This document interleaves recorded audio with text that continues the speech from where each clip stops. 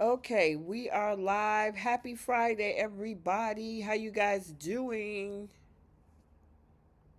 I got it's I so things. Yeah, I got Bree back on the line with us. I know when I went live last Saturday morning, it was just myself, but we had a good old time in there getting stuff done and having a conversation about the soaps. And now we are back. I got my girl Bree back, and Keisha will be popping in a little bit too. So you're gonna have all three of us this weekend. So, It's yay! a lot to deep dive. I know, but Y&R to me was a little bit of a snooze fest. Yes. So yeah. We'll talk about it. Um, how many people we got in the chat, Bree? Let me see. Let us see. A little over 20 so far. Oh, okay, It's great. climbing. All right, we got people in. All right, so let me go ahead and do a formal introduction. Hey, you guys, it's me, T, and Bree from Soap Corner Talk, and we're going to recap The Young and the Restless, The Bold and the Beautiful, and Beyond the Gates for the week of September 15th through September 19th. We usually break down The Young and the Restless first, Bold and the Beautiful, and then Beyond the Gates. And then we have a few other extra fun segments at the end. Flip the script. Who's taking several seats? Star of the Week, Pickle of the Week, and our Simp Olympics. We are also on other platforms. So we have Facebook group, also on X. We're in Instagram, TikTok, Threads, X, and I think that's about it. So, yeah, if you don't catch us just here, you can catch us over there. So we got a lot to talk about. Bree kind of put a little snippet of some of the things that happened this week. Billy is ready to gamble his life. Luna is pregnant, and Doug days are numbered. That's a good one, Bree. Girl, all I could do is laugh at Doug. Doug, it looks so stupid. Girl, I'm like, in the previews for next week, I was like, I assume, especially when he said he's taking Vanessa out the city or out the state. Yeah, so it's not going to be too good for Doug. Yeah, yeah. Anyway, all right. So let's go ahead without any other further ado. We're gonna go ahead and get Young and the Restless out the way. So, I would say Tuesday through Thursday was all about Billy Abbott. I mean Tuesday through Friday was all about Billy Yeah. Abbott. I seen that. I was like, dang. I mean, Jason Thompson had a, I bet you he had a lot of work to do that week. He probably was, maybe he's getting ready to go on a vacation or something because he had a lot of dialogue this week. And to be honest, it's more the same because this is who Billy is. Mm-hmm. Billy is a hot mess. And this is why he's a running joke how he go from one thing to the next thing. But his whole motivation is to go after somebody else's company. His brother, the billionaire, funded a whole company for him to have all to himself. You don't have to worry about Victor. You don't have to worry about anybody. He can run it himself. But no, he still feels slighted by Victor, and he wants to go after Chancellor. I don't even, And Bree, help me understand.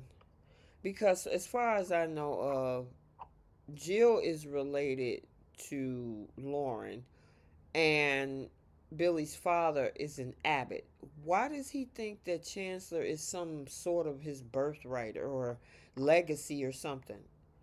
If anybody that belongs to is possibly Devon, his son yeah. Dominic, and it would have been Chance's.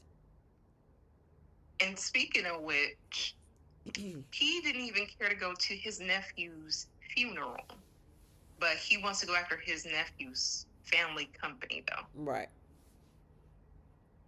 I, it was just as ridiculous when it came to Lily. They have no family ties, no family association, nothing over there. Yeah. Nothing. He Yeah. had a whole company funded, Yeah. and he gave it up for the chance to go after Victor. And I understand Victor is a big, overly grown bully. I get it. I get it.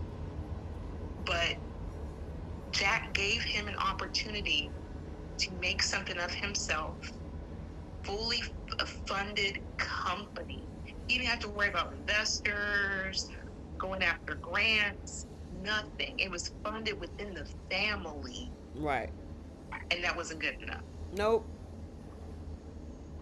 Not at all. Not at all. Wasn't good So I enough. don't, and I don't feel bad for him. I don't feel bad for Sally at all with these fake tears. I gave up everything for you. Well, no one told you to. Exactly. This man, Exactly. she only been with him for less than a year. Well, here's the problem. They started out on a rebound relationship anyway.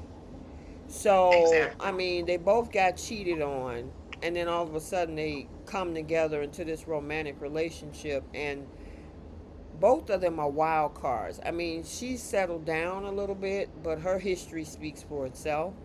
But Billy Mm-hmm. is always he's a risk taker. And this man Yeah. lied to her face. When everything imploded because Kane canceled the launch, he told her that, the deal was off the table by Jack, not telling her that he was the one that took the money off the table. Yeah.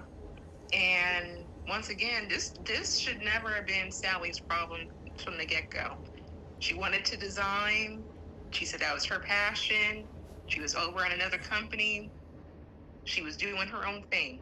She made a choice, and that choice came with all of these problems. Everyone warned her not to do it. Even Phyllis. Even Phyllis, who I know she's not going to try to listen to, but at least this woman has been in a relationship with him and also worked with him. Exactly. Restless Style, over at Jabot, all these different things. She's worked with Bill. She knows how this man operates. Exactly. Exactly. You And I'm know, like, what did she think Jack was gonna do? exactly. Oh, let me address this super chat. Thank you, Autumn McCaddy, for the super chat. She says Billy needs to get his life together and grow up because his need for revenge is going to be his downfall. You are absolutely correct. Thank you once And his again for the super chat, Autumn. thank you. And he's in his mid 40s, by the way. Yeah, Billy, he is obsessed with Chancellor. Obsessed. I I mean, he had a whole company with his daddy's name on it, Abbott Communications, and he threw it away for something that he didn't even. You know how they say you have a bird in the hand be two in the bushes. He didn't even have a bird in the hand. Mm-mm. And it's his own fault. Yep. It's his own fault. I'm like, he pulled an Audra. Yep. What is with these people? If a billionaire wants to fund my company, I wouldn't even be worried about Victor at this point. Exactly. Like, this man is gonna forever be a bully. Like, he's been fighting with my brother for decades. I'm gonna let that be their fight. I'm staying out of it. Yep. Mm-mm. He dumb. But yeah, and granted, Victor was always poking at Billy. Even when he was at Chancellor, he was poking at Billy so he can try to get Nikki in that CEO position. Mm-hmm. And he won. But at the same time, Jack was trying to give him an out so he won't be sitting at rock bottom like he is now and have something for himself. But no, that wasn't good enough. And when Mm-mm. Sally went over to the Abbott mansion, saying like, "I never dealt with this. I gave up everything for him. Jack, you got to do something." And Jack is looking at her like, "No, no, no more. I'm good." He's like, no, mm-mm. Girl, you Like, crazy. Jack always rescues him. Yep, After some time, people get tired of rescuing people. Not Nick and not Liam, but at least Jack. yep. Well, I don't know after seeing Monday's episode because, outside of telling Jack that Kane kicked him to the curb, spoiler alert, he's going to try to frame it where he had a change of heart. And now, Jack was right. And you know what? We need to take Kane down together. Now, if I was Jack, I'd be like, yeah, you was bent on being defiant, and now you got to change your heart. I wouldn't have trust that as far as I can throw it. At all. Like he was calling Kane, "Oh, this is my brother, my brother." Oh, really? So you're going to bite the hand that your biological brother was feeding you Right. But like now let me for. touch on what you said about Sally. I agree with that. Why would you are in the fashion world. You got so caught up into having your own company, you decide to have a contract written on a napkin and say, okay, I'm all in. And the man he ended up taking money off the table that was for you and decided to say, you know what, I'm out. Technically, if this was Sally's company, he didn't have the right to do that. Remember? It's her company. How could he pull the money off the table and tell Jack forget about it? I think he was able to do that because the contingency was for him to have Chancellor. He didn't have Chancellor. Oh. Well, then it would have So been and then it would have been smart of Billy to say, okay, well, I can't get Chancellor. It's out of my reach now. Let me just go back and build Abbott. exactly. He always knew he had that as his fallback plan. And he even told her that. But he was so set on trying to get Chancellor, he thought there was no way he was going to I think he's gonna. leave for her to have the company all to herself. Mm-hmm. Mm-hmm. Yeah, for her to have the company all to herself, Mm-hmm. he needed to have Chancellor. You know what I'm wondering? I'm wondering because of this new change of heart, is this going to be a way to get Sally back in good graces with him? Because if he used that same technique on Sally to say, you know what, I have a change of heart, I decided not to go with Kane's plan, then I'd have a feeling that Sally's gonna be okay with that because that was the purpose of her going to Jack to try to get Jack to help him have a change of heart. Um, he seemed like he was really upset with the fact that she snitched to Jack about the plan. Yeah, well, we'll Unless it's, see. yeah, I gotta check out Monday's episode, but Mm-hmm. yeah, I don't feel sorry for either one of them. This girl has a yo-yo career, and ever since she's been on Y&R, and like I was saying in the group chat, if I was a producer, given the state of the Sally character right now, I'm sending her over to Bold so she can design, because that's what she is. She's a designer. She done went through all these different companies, Jabot, Newman. She done had her interior design. She went to Marchetti, but she gave that up to work for Billy, which the company even get off the ground. So what are they doing with the character?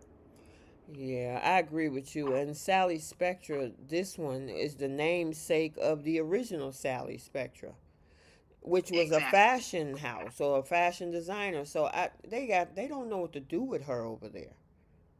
They should have kept No, her at Bowl. I mean, she's as hot from one relationship to the next. As soon as these men want her to move over there in their house, something always happens and she's back in a hotel. This woman has been in a hotel ever since she's been on the show. Yeah. I mean, I think she was at her best character when she had that little relationship with Adam, but everything else is just she's just floating through. They have no direction for her. Right. Like how great it would be for her to go back to Bold. She and Thomas put together a fashion house That would be or nice, something. but I don't think Tom is sticking around for a while. That Yeah, long. they have them. They have them are reoccurring. Yeah. So, Sadly. yeah, we'll talk about that. All right. So, Kane is putting his puzzle pieces together. He got rid of Billy, but he has Phyllis, and he also now has Michael. Oh Now, Lord. yes, and we all know from the week of September 8th that Michael kissed the ring, even though he's saying he wasn't kissing the ring. He was kissing and sucking that ring really hard that belonged to Victor. He And went to this man and said, "Do you miss me?" man, and of course he's a plant,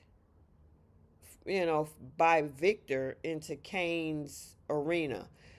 Now, I gotta give it. This is one reason why, as crazy as I don't like the storylines from Michelle Stafford, but when she's smart and figure out things, she figure it out. That conversation between her and Michael at that park, when she kind of surgically went through the conversation to realize that he was keeping something from Lauren, she knew something ain't right with this dude.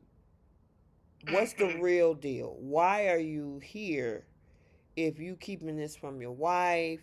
Why you not telling her about it? Is something else going on? So, and I kind of wish she would have followed through on the whole situation, by telling Michael, listen, I can go back to tell Kane not to trust you.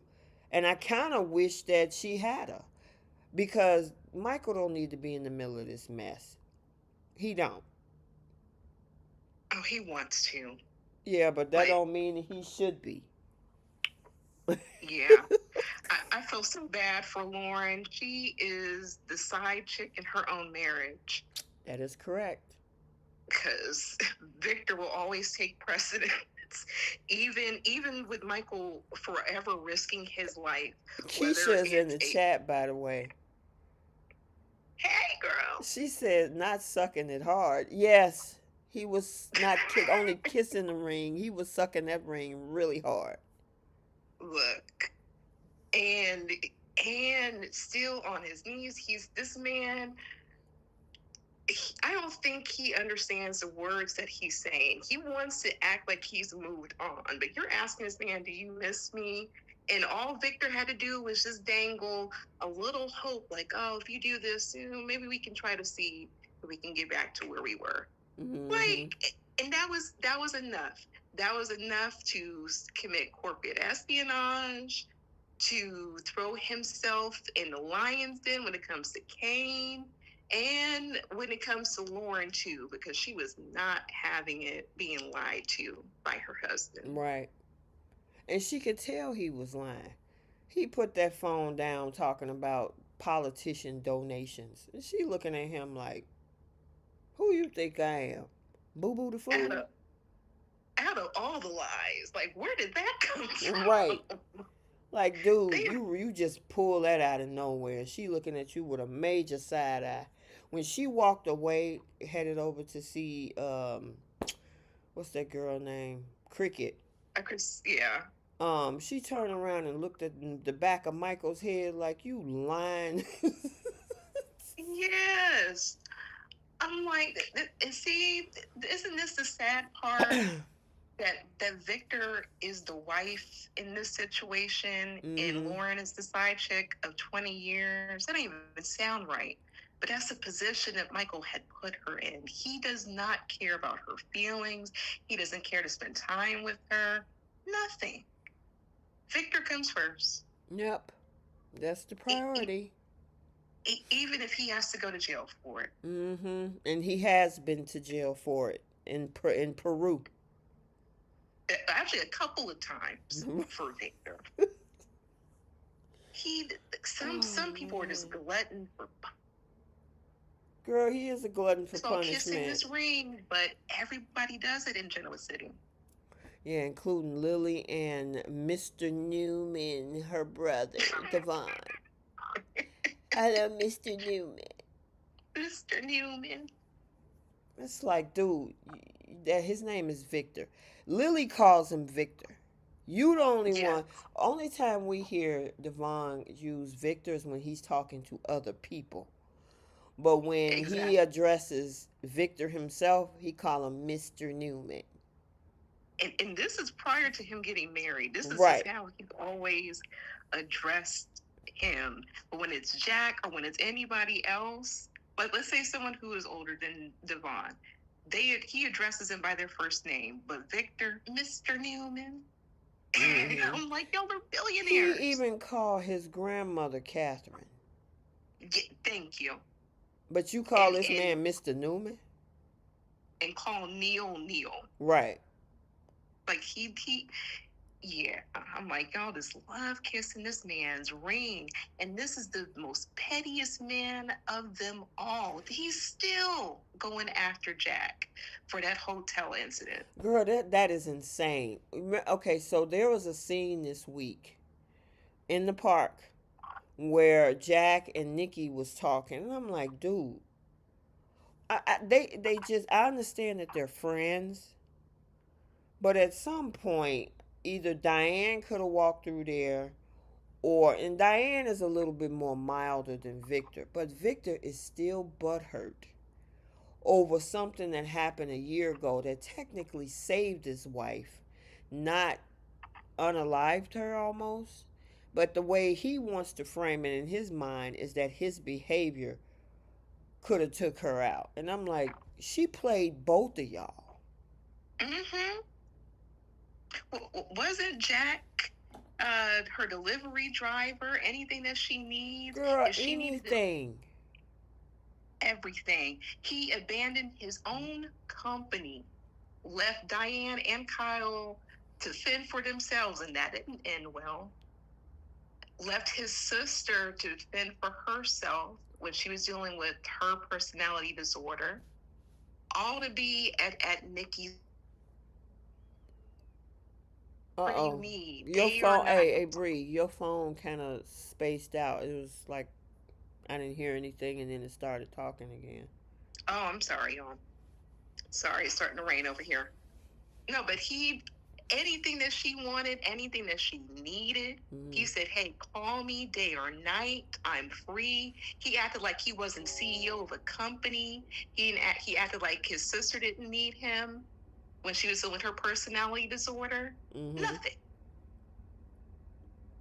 Yeah. So, and they're acting, it's like they're having like a whole side relationship, because as much as Nikki points out like, oh, we need to end, the animosity, you guys can come together, but she knows Jack is a sore spot for Victor. Exactly.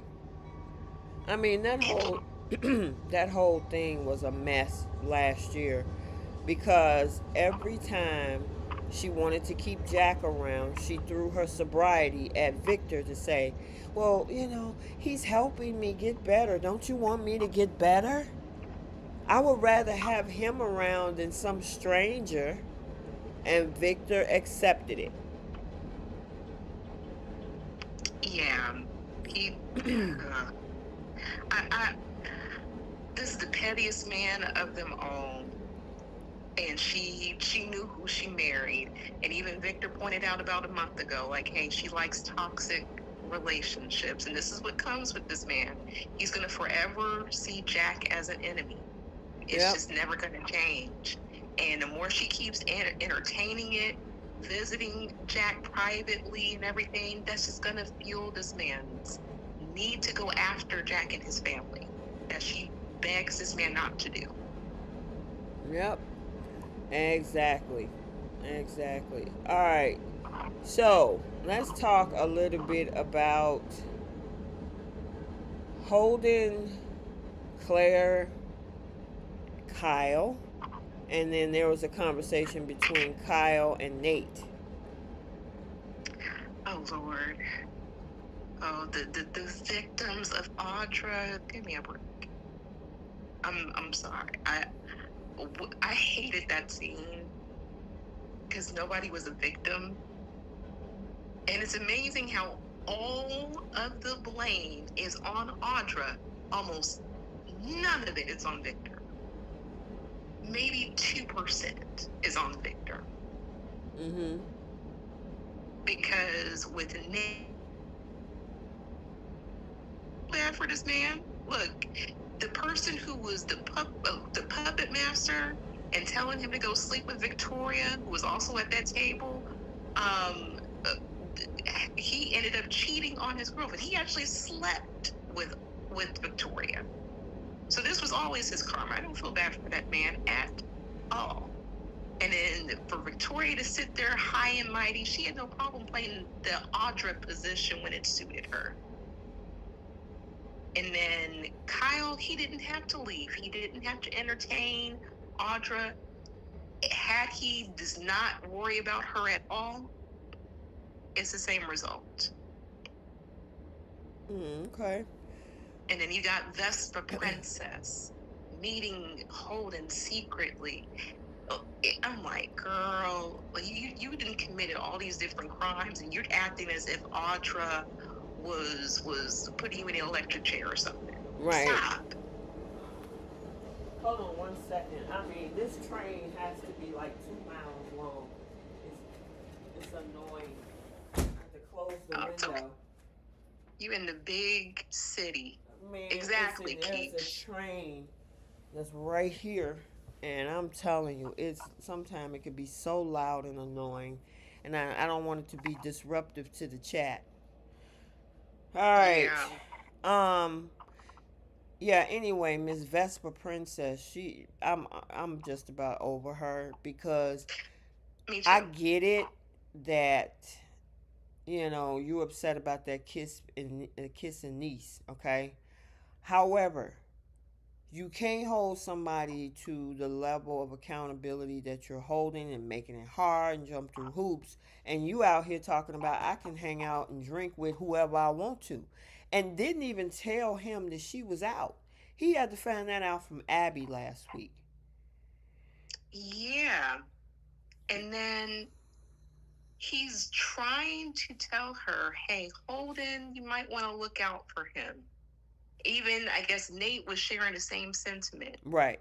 Well, I don't need no one to tell me what to do. You guys can't tell me who my friends should be. And putting that to the side, Kyle is actually trying to make the effort to make things right. Correct. He's like, look, let's reset. Let's go to Paris. I'll even take you on a shopping spree. You don't have to worry about packing anything. Let's go tomorrow. She's like, no.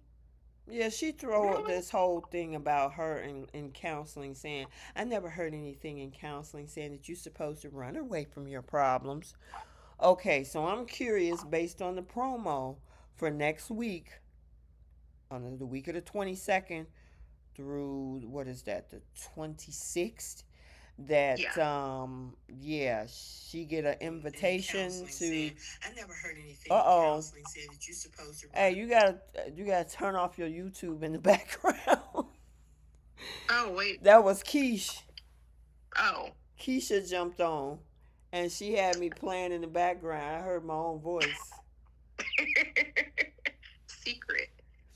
What's up, Keish? Uh-oh. She might have turned her actual mic off. Okay, she'll probably pop in a second. My bad. No problem, girl. I was like, dang, am I hearing myself in like 3D or something? Anyway, what was I saying, Bree? I forgot just the face. We were talking about the previews for next week. Oh, yeah. When Holden asked her to go to LA. So, is she going to take off and go to LA with Holden, even though you turned down that trip to go to Paris with your actual boyfriend? Because she still haven't cut him loose. Right. And I'm like, at this point, there's nothing this boy can do for you. He put himself on a $5 million contract. He now the proposal, that's, he should have never did that. But this man is saying, hey, let's reset. Let's go to Paris. I want to take you on a shopping spree, whatever the case is. Let's reconnect. She's saying no to that, but I guarantee she's going to say yes to going to LA. And I Yep. hope she does. Oh, all right. Say Ooh, your piece, Keish. I can't. This is exactly what Kyle gets. Because all of that carrying on he did in Nice with Audra, because he was so hell bent on beating her at her own game, was unnecessary. He knew what she was doing, so what was the point of continuing to play the game with her? Like, what did he need to prove? So he brought all this on himself. I don't feel bad for him at all. Okay. yeah, I don't either. I'm I just mean, sick of I'm them not blaming absolving Audra. him, but at Yeah. some point, I guess I'm not absolving Kyle for what he did because, yeah, I mean, you're in a whole relationship. Why did you kiss this other woman, right? My issue is that if you're not going to get back with this guy, just cut him loose. Mm-hmm. You know, this man is jumping through all these hoops trying to do all this other stuff, and you keep, it's like she playing cat and mouse with him. It's like, okay, if you got more of an interest in holding, then cut Kyle loose and let him go. But all this stuff about, well, you can't tell me if I can go out and drink with somebody, and you can't tell me what I can do. Okay, then you can't tell him what he can do either. Right. Exactly. And where is the animosity for Victor, who put all of this in motion? Not excusing Audra. She made a choice, Mm-hmm. but Victor set it all in motion, and he's getting no repercussions, per usual, because they all kissed Yeah. her ring. Yep. Yeah, it's just I'm just annoyed with her at this point. It's like you can clearly see that she has some sort of a fascination with Holden, and Holden can see it too. But I also, Holden is being used by Kane to get closer to her for whatever information on Chancellor. Yeah. So if she want to be stupid, go ahead, because you about to fall in a trap yourself. But at least at this point, if you're not going to want to continue with Kyle, and he's making it worse, and he keep pushing, and I need some time. Okay, girl, take as much time as you want and go that way. The, yeah. the only thing that still annoys me about Audra, which I don't think she wasn't on it all this week, was she? Mm-mm. And I can't remember if I talked about it the last time I was on, or if I hadn't been on since. But the last scene I remember with Audra was when they got into it at Society. And my thing with Audra is, why are you still insistent upon antagonizing her about Kyle? Like, everything is out now. Everybody knew what you were doing. You didn't gain anything from it, like we all knew was going to happen. So what is the point in picking a fight with Claire, who, I mean, I'm not the biggest Claire fan, but Claire didn't do anything to Audra. Audra was the one that started this whole thing with Victor. So what I don't understand about her is, why do you have an issue with Claire? Because you basically, you they called your bluff, and you didn't gain anything from it. So that whole little scene in Society kind of pissed me off with that. Like, girl, you lost. Let it go and move on with your life, instead of finding reasons to pick at someone who was actually your victim, in a sense. Well, according to the spoilers, next week she's still going to be picking at Kyle again, and I think it's just because of the fact that she lost everything. She want him to lose everything too, including I her. I can understand her picking at Kyle directly, but why are you picking at Claire, who didn't do anything to you? That's what my problem is with her. Gotcha. Direct your anger at Kyle, who, and honestly, Kyle didn't do anything to her. But direct your anger at him since he's the one that you have a problem with the most.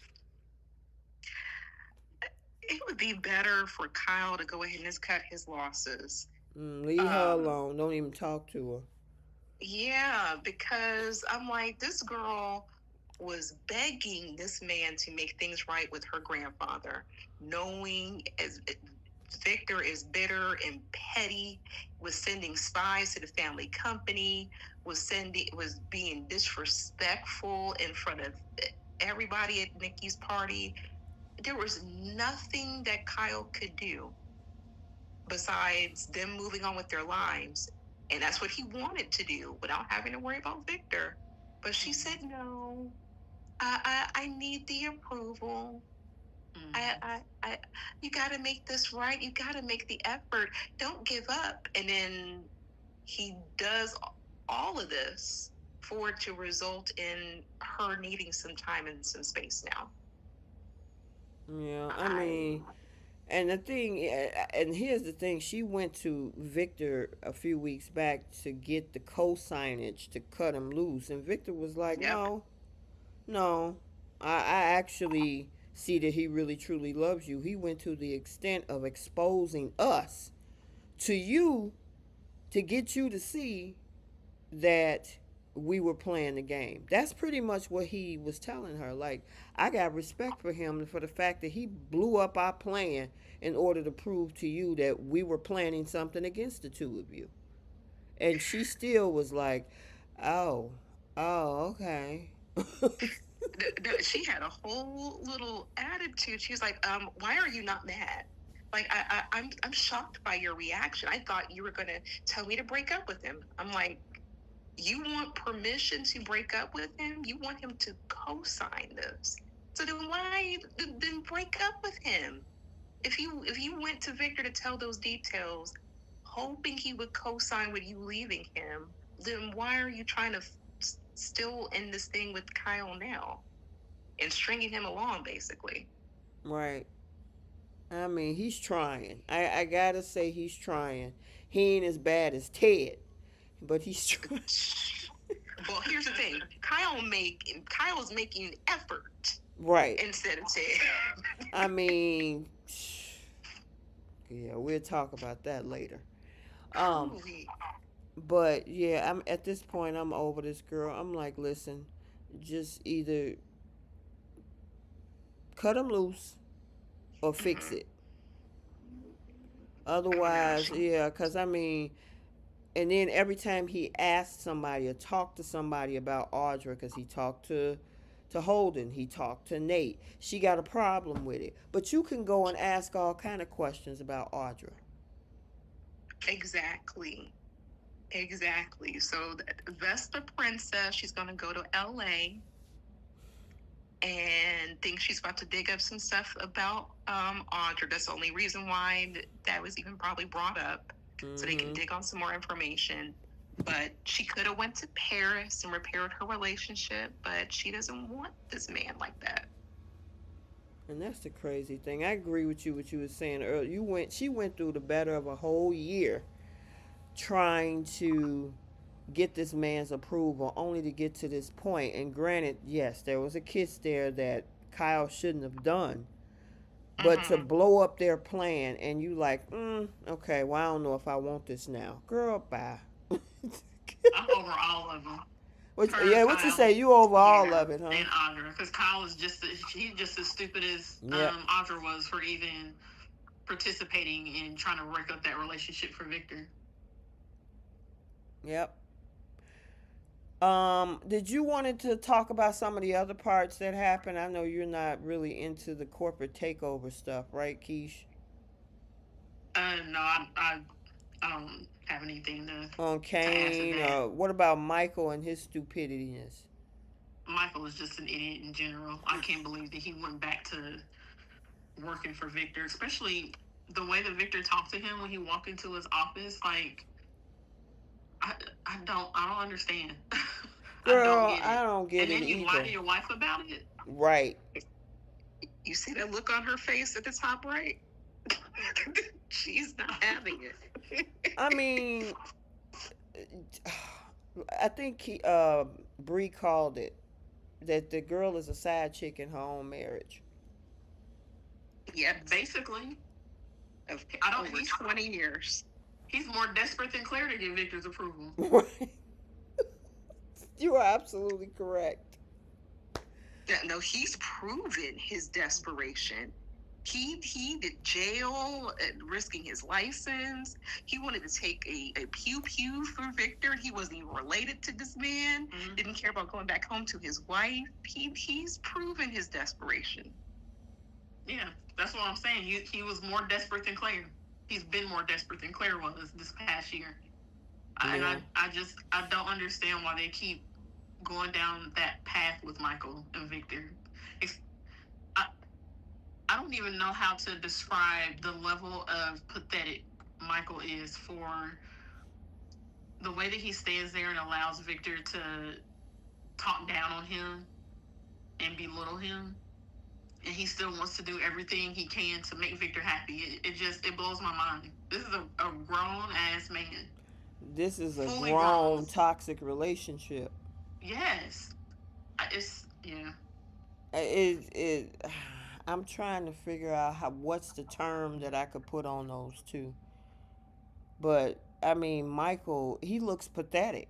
That's why Mm-hmm. Bree and I over the past couple weeks gave him the diamond, or what was no last week it was what, the Cosmic Award. Cosmic, yeah. Intergalactical something. Yeah, there's no level of, I don't even know how to describe it. Yeah. That is probably the most accurate way to describe it. It's out of this world. The way that he is so desperate to have Victor's approval and friendship and do anything to make this man happy at the risk of losing his wife or upsetting his wife. Do you think he got daddy issues? Oh yeah. He had was it Terrible Tom? Mm-hmm. And But I remember him saying to Victor right after he got shot, "You like always been like a father to me, but your father treats you like that?" Then maybe he's used to the abusive, emotionally abusive type relationships, because that ain't how a father should treat the son the way Victor been treating this man. Not at all. I agree with that, but at the same time, this man has common sense. And he's quick to tell Phyllis or whoever to get some therapy. He's been married for a certain amount of time. He's a father himself. He's a lot of time should change your perspective on things, because Michael's in his 60s. It's he should know a toxic relationship when he sees one. He had no problem cutting off Phyllis, and then vice versa. It didn't bother him to lose Phyllis, and he should have like a more of a closer dynamic with her. But he prioritizes anything revolving Victor. Mm-hmm. His Victor's wife and the kids don't even do that.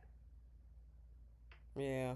I wanna get y'all opinion on this comment, and then we're gonna move on. So there's a comment in the chat that says Kyle is being possessive for not giving Claire what she asked for, which is time and space. Y'all think that's the case? I don't think that he's being possessive. I think he's being trying to make the persistent. effort. There we go. I would say that.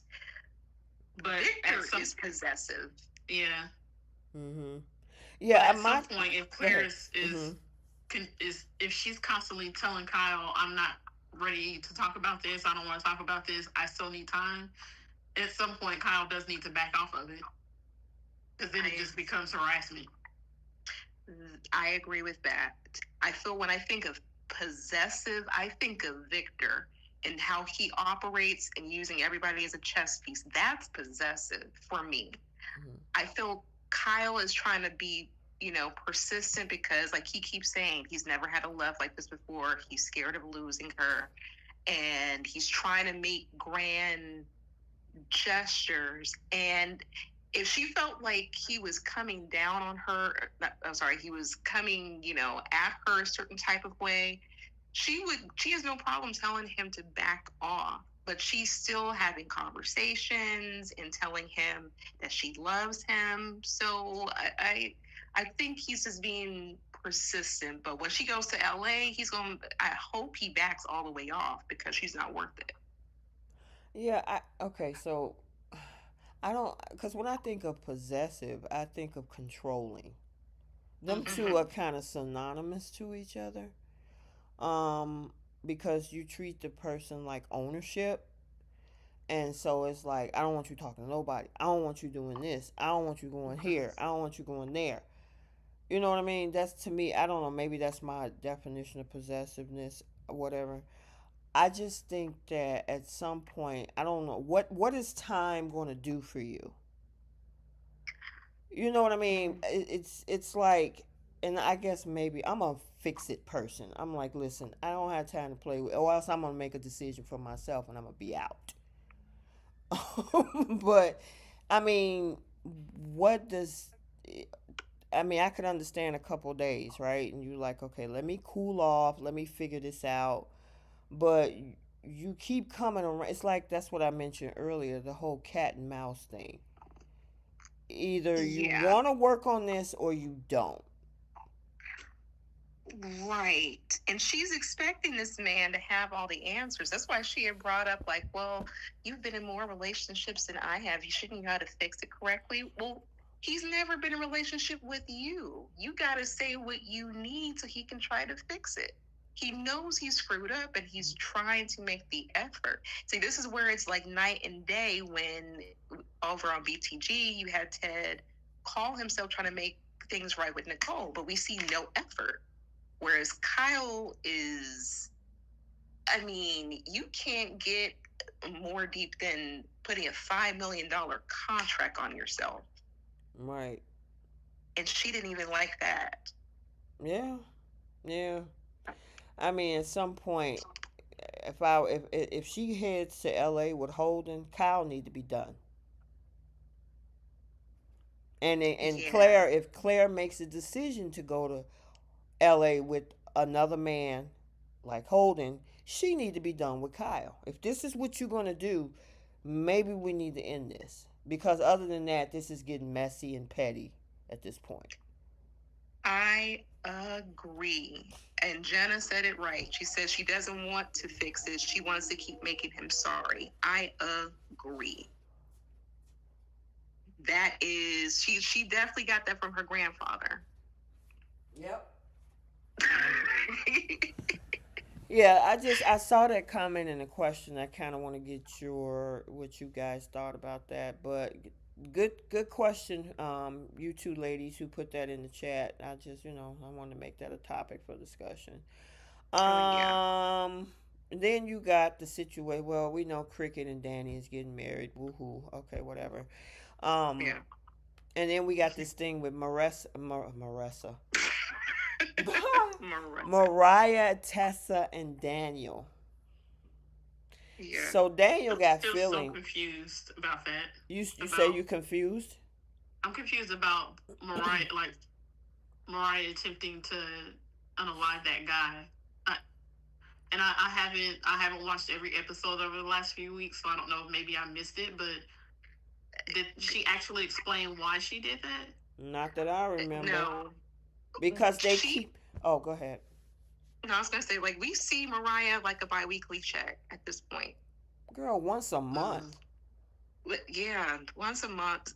Like, she 1 minute she said she unalived him. Next scene she said that she almost did. So The storyline is just non-consistent. I mean, they brought it to. I don't know what they're doing with this thing. I'm assuming they're trying to put Tessa and Daniel together, but they're doing a crappy job doing it, because the storyline been going on since what, the spring, but they're only dropping scenes of Mariah's storyline like once a month, or twice a month. Like Bree said, every 2 weeks or something, and it's like you telling us, like you said, we saw the little thing where didn't she try to smother this guy or something? Yeah. Yeah. And They were at a go ahead.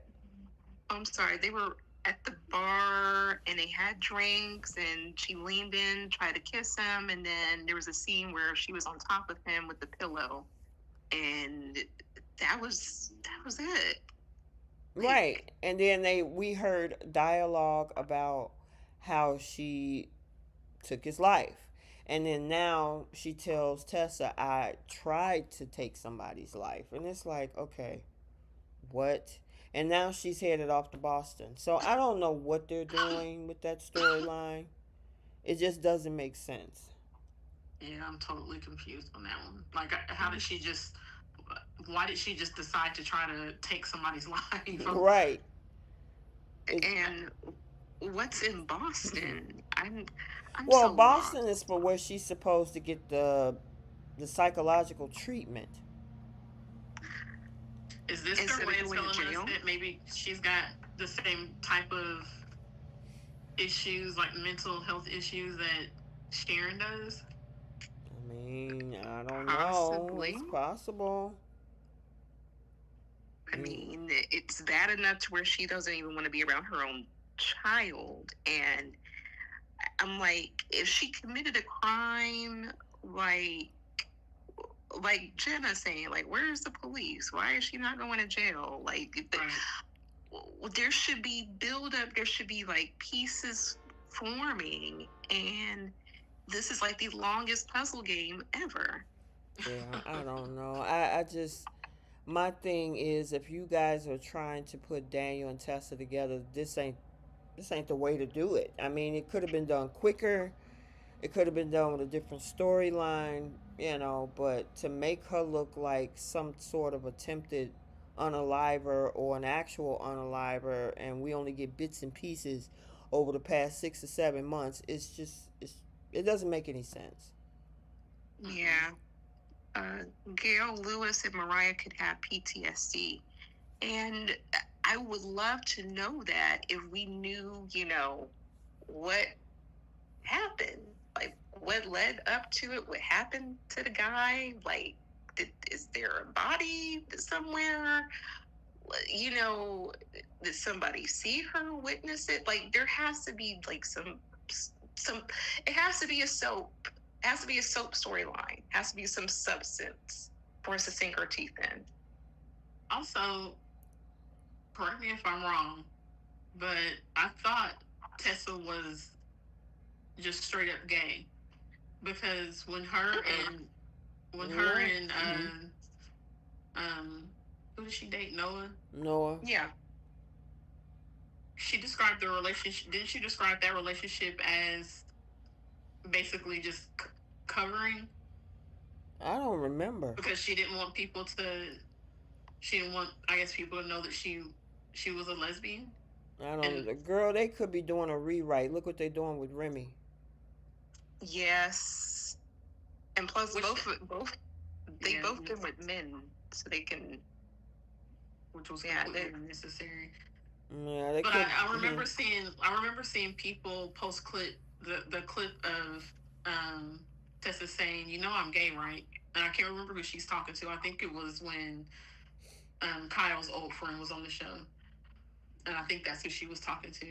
Like, it would be one thing if she, back then when her and Mariah got together, if she said that she was bisexual or sexually fluid or something like that, but for them to jump her back to being attracted to men when they've already identified her as being a lesbian and being gay, that to me is a little bit different than what they did on Bold for Remy, because Remy never said whether or not he was one or the other.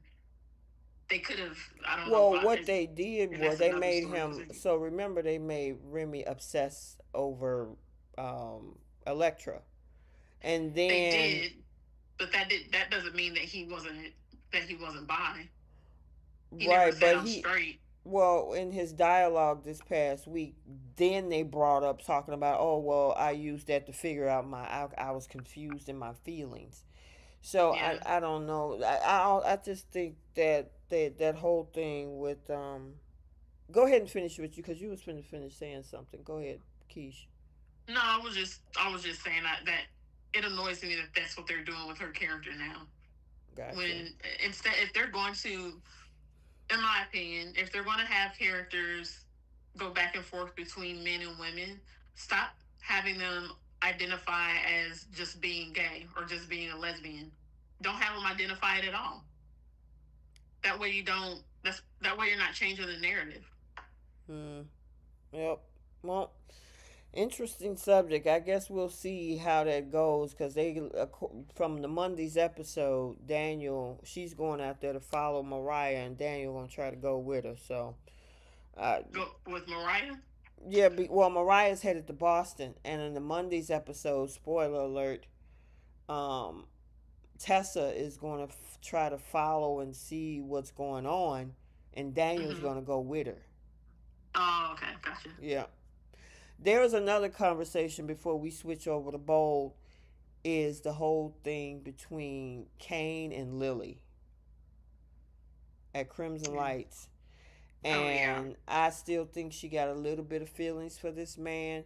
However, I will call her hypocritical when she says that she cannot respect a man who wanted to do these things for her because she don't care about the money if it comes from lies and deception and greed. And I'm thinking like you did the exact same thing when you went to Victor and Nikki to try to overthrow Billy for chancellor, which is not even your legacy. Exactly. Exactly. She wanted a title. She wanted a position. It's okay when it's her, Mm-hmm. and it's okay when it's Victor because she says she respects that he does that. But Kane, for whatever reason, he can't make his money. He can't build his empire for his own kids. And regardless if she respects it or not, he was doing it. Yep. That man is a freaking multi-billionaire, and he did it in 6 years, where it took Victor about 50 to do it. I just want them to stop talking about their kids because we're not seeing them on screen. Right. And it feels like the basis of this storyline now is that the kids are upset with him. And it's like, if they are not going to cast people to play the twins, then hearing that his kids are mad at him has no effect because they're not on screen. Yeah. Neither is his other son. Have they even mentioned him? Mm-hmm. Nope. Jack, they had a writing discrepancy where Jack and Kane were having a conversation. It's like, oh, you have 2 beautiful kids. No, Kane has 3 kids. So I guess they're completely writing Sam as to be non-existent. That's what it sounds like. It's almost kind of like what they do with Sheila and Bold. You would never know that Sheila had 5 other kids or 4 other kids. Right. Yeah. Outside of Finn and other grandchildren. Yeah. Exactly. I agree. Yeah, but that's another slow-moving train. Now, again, here's another Monday spoiler alert. There was a little bit of a twinkle between Phyllis and Kane. So look out for that on Monday. Yeah. Because I haven't been seeing it. After it's the scene after Billy runs off and he tells Michael to go and try to handle that. And so they do a little bit of kind of like throwing little darts at each other, meaning Kane and Phyllis. And then he was like, "You an interesting woman. You busy tonight?" She was like, "No, I'm not. I got time." He was like, "You want to go to dinner with me?" I'm like, "Oh, is this where we going?" I don't mind it. I don't mind it either. I would have much rather them written a storyline of Amanda and Kane. Really? Mm-hmm. Okay. I just want Michelle Morgan to come back full time, and I want her character. I want them to do something with her character other than making her look like she's bitter where Devon is concerned whenever she comes back to town. Mm-hmm. Yeah, give us something. I mean, when she was Hillary, she was a hurricane in town. As Amanda, it's like she always get the short end of the stick. Mm-hmm. Hillary would have gave Audra a run for her money. Oh, absolutely. Absolutely. All right. Did we cover everything on Young and the Restless? Yeah. Okay. All righty. Let's head over to Bold. How many people in the chat, girl? Oh my goodness. We got 85 in the chat. Okay. Y'all keep hit that like button if you have not.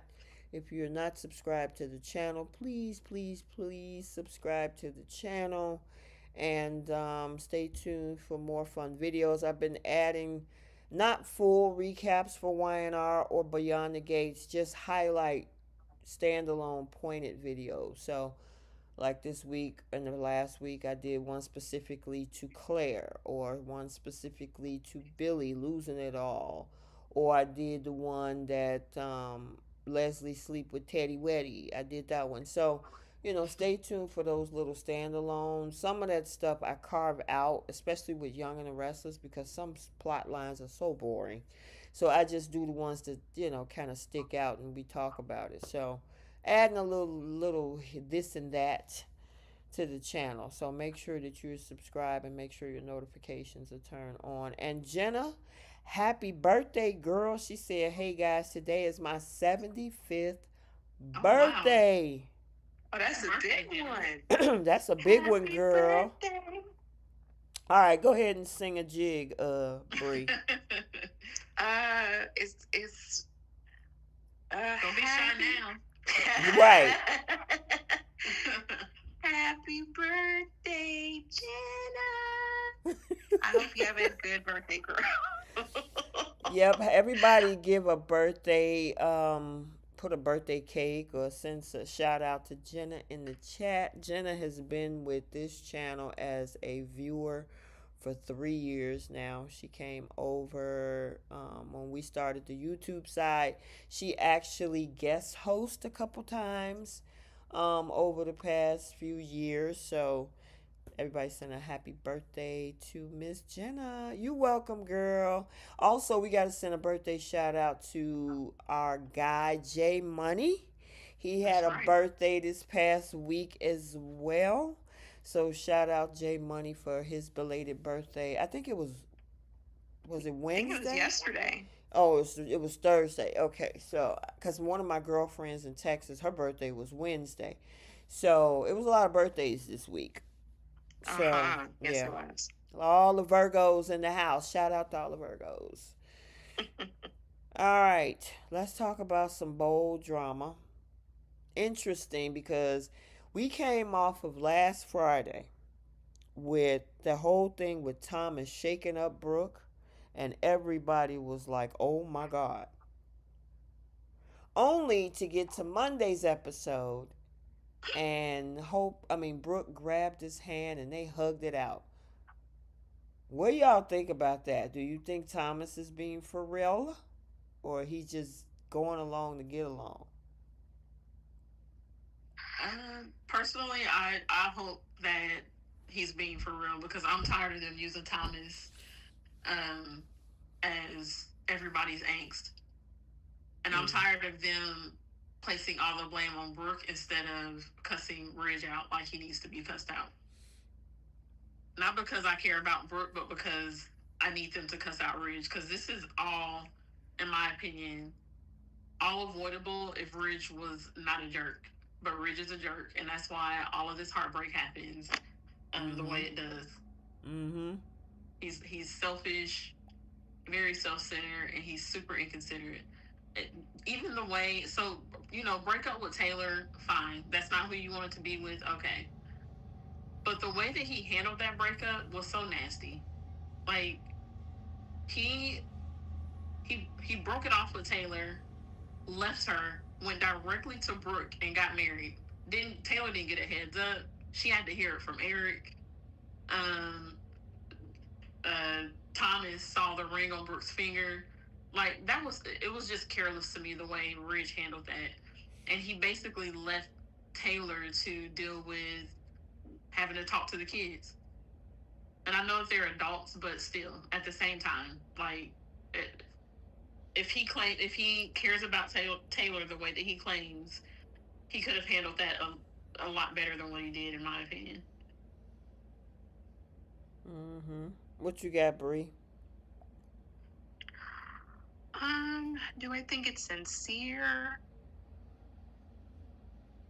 Left it open-ended. So if they want to keep Thomas on like a path to be a disruptor for Brooke and Ridge, it opens the door for him to be, deceptive. But this also could open the door to bringing out the peaceful Thomas, and they can move him on in a different direction. So I guess it really depends on what they're going to be using Matt Atkinson for going forward, since he's just reoccurring. Mm-hmm. But I was more so like laughing at the fact that there were some fans who did not like that they made up that she hugged him and he hugged her. I was more so laughing at some of the comments about that. Yeah, I didn't know what to expect. I was hoping that Ridge had got a fist to the face, in my opinion, but yeah. Yes. That's what I was hoping for because, like you said a few minutes ago, he's the catalyst in all of this. Now, granted, the women keep accepting him, but the way this was all done, you got mad earlier this year because of this so called takeover, talked trash about her daughter, and then went over there to Taylor. And you've been with Taylor until you got an epiphany that once she fell off into that water in Naples, now all of a sudden, ooh, what is life without Brooke? Right. And in my opinion, instead of Thomas being the one who, blew up over them getting back together, it should have been Hope. Because of the way that Ridge talked to her, the way that he spoke to her or about her when the whole takeover happened. Again, I didn't care because I don't like Hope, but just generally speaking, you talk to my child like that, or you talk to me like that, and you want to be with my mom, she should be the one right now that's raising hell about it. Yeah, they ruined that. Sorry. Go ahead, girl. I was just gonna say they kind of ruined that because she went back to the company and worked for it. So, kind of, sort of, because she was all for Nick when Nick was in town. She was for a hot second, hot second, and then she said something about she just wants her mom to be happy, and it took no time for her to accept her and her mom wanting Ridge back. She basically just said whatever makes you happy is what I want. So all of that talking she did early on when the takeover happened, and when her and Ridge were on bad terms, and how her mom deserves better, they reverted her back to what she's always been, which was a champion of her mom being with Ridge because that's what her mom wanted. Mm-hmm. Yep, I agree. Go ahead, Bree. I was going to say, maybe Thomas and Hope can kind of empathize with their frustrations when it comes to Ridge's actions and how he treats both of their mothers. Like, once again, I guess it just depends on how long Matt Atkinson's going to stay on and what direction they're going to have him go in, since it's not going to be designed, because we have Deacon's child about to design for Forrester soon. Yeah, that whole thing. I'm not even talking about the relationship part, but it's like every time somebody new come on to this show, they all got to go work at Forrester. Right. It's like Spencer is a big company too. The man, I mean, we don't even know if Liam works over there. He hasn't been at work in a couple of years. We would make fun of him all. Well, I know I did. Make fun of him all the time because he was going back and forth from the couch to Forrester Creations, the couch to El Giardino, and we saw him in a suit maybe once or twice. but he was too busy trying to see what was going on with Hope, see what's going Right. on with Stephanie. Never worked. To me, it didn't even make sense for Will to go work at Forrester. You're the next in line heir outside of Liam and Wyatt to the Yeah. Spencer throne. Why are you over there at Forrester? Yeah. He listened to his mama. That definitely makes zero sense. That didn't make no sense to me. She's working over there. Okay, fine. You know, her sisters work there and all of that. But Will, he's supposed to be an intern. I can guarantee you Bill would have found something for that boy to do over there. Oh, yeah. Same way Liam, he was given the president position, vice president. As soon as he found out that he was Bill's son, like, Bill would have found anything. He would have created a position for Will. If it were me, I would not. I'm the next heir to the throne. I'm not going to work my way up through Forrester. Exactly. Because at the end of the day, that's all Eric, Ridge, Steffi, Thomas, any of the other Forresters that are not on screen. And he wanted nothing to do with Forrester besides The get with girls. the models. Right. And I'm like, he can get girls outside of Forrester. He's a good-looking guy. He's not going to have issues. He don't need to work there, but he listened to his mama's bad advice for too long, and I'm glad he understands now, especially today's episode. Yeah. Are we done with the whole thing with Thomas before we dive into this other mess? Yeah, Okay. I think so. I just hate that they brought Thomas back for this. You know. Yeah. They left it open-ended. Anything, they can write it any kind of way. Yeah, I guess. We only got that one episode, and the rest of the week was about Luna again. I gotta say, she gets, shout out to Lisa Yamada, she getting as much dialogue and airtime as possible for this entire 2 years. Yeah, she better win her Emmy next month. Yep, we shall see. Alright, so there's a lot of controversy. You got Katie giving bad advice, because originally, before she knew it was Luna, she was like, oh, don't worry about it. You ain't got to even think about it no more. Don't tell Elektra nothing. Now that it's Luna, now he's a victim. He should have been a victim even if it was somebody else, because he did not consent. Then we had the whole AB thing. I was like, okay, it's her body, her choice, not yours. As he said it. What you say? What you say, As he Bree? even said it. I'm surprised they even threw that around. I mean, it's just a lot of controversy with this entire storyline. The no consent thing, the lackadaisical attitude on how, because we talked about this over the past few weeks. If this was a young woman in Will's situation, it would be handled so much more worse. And then Katie kind of watering it down until now it's Luna, and then the AB situation brought up. Right. I don't know. There's a lot of people complaining about this here. A lot of people like, I ain't watching right now, because I see it in my comment section. They be like, I listen to your reviews, but I'm definitely not watching the show. What do y'all think about all of that? Go ahead, Keish.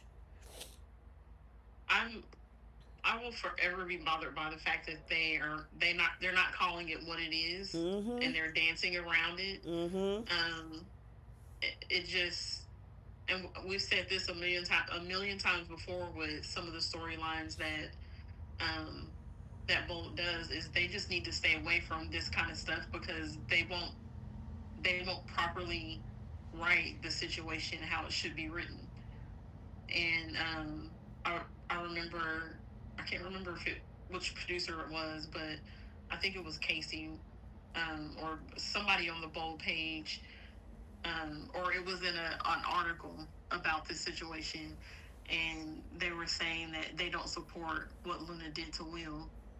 But it's like, okay, if you know what she did was wrong, then why are you not having any of the characters actually say what she did? The only thing that the most that they've said is you took advantage of him. Right. And it's much more than that. Correct. It's not just her taking advantage. Like, she targeted him and she SA'd him. Correct. And no one is saying that. And Correct. then, and like on today's episode, when Lee is talking to Sheila, she says something about Luna and Will slept together. And it's like, no, Lee, they didn't sleep together. Luna SA'd him. So it just, that, and maybe I'm being nitpicky, I don't know, but that bothers me with how they're writing this story. Yeah. And it's like, if you guys are going to write this kind of stuff, actually address it instead of tap dancing around it. So I guess as to not make it seem as bad as what it really is. And I will always refer to how they wrote the whole situation with Finn and Poppy, where they said behind the scenes, they said, well, we didn't mean to write her as a groomer. And it's like, you guys gave us all the details and all the little tidbits to frame her as that, and now you're saying that that's not how the situation was supposed to be.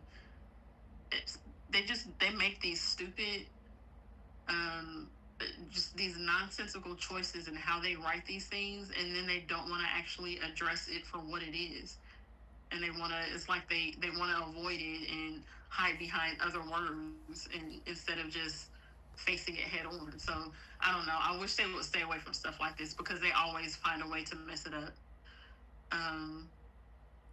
But I mean, clearly, as far as Luna is concerned, she's very delusional, because she still thinks that her and Will have a connection. So even though they've told her multiple times, he thought it was a lecture. And even Will is saying, I thought it was a lecture. I would have never touched you if I'd known it was you.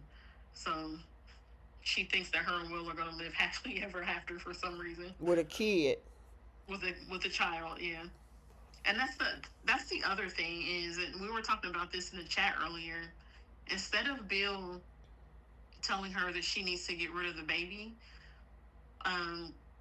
what me and Bree were talking about was, if Bill said to her, great, you're pregnant, as soon as you have that baby, all your parental rights are going to be revoked, and we're going to raise that child, and you'll have nothing to do with it. You can go on about your life or go sit in jail or whatever happens to her.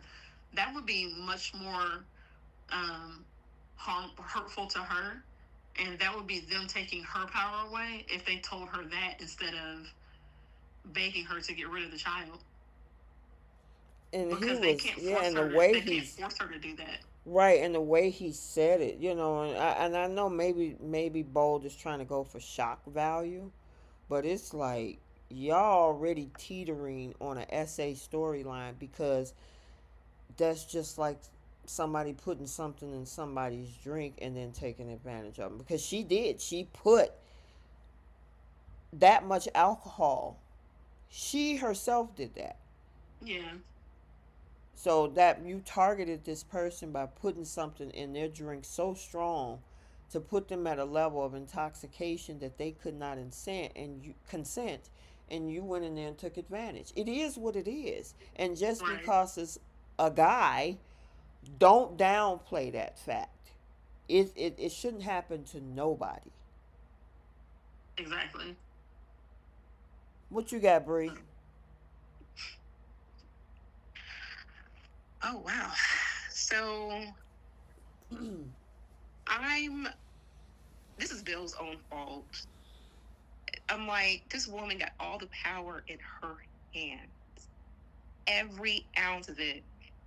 I was saying this week. She could have pulled a Leslie Thomas and said, like, yeah, I'll get rid of the baby. You're going to write a check. But she could easily hold her freedom up and say, hey, I need free to make these charges go away. And then I'll go away. And then pop back up and say, like, oh, yeah, I didn't get rid of the baby.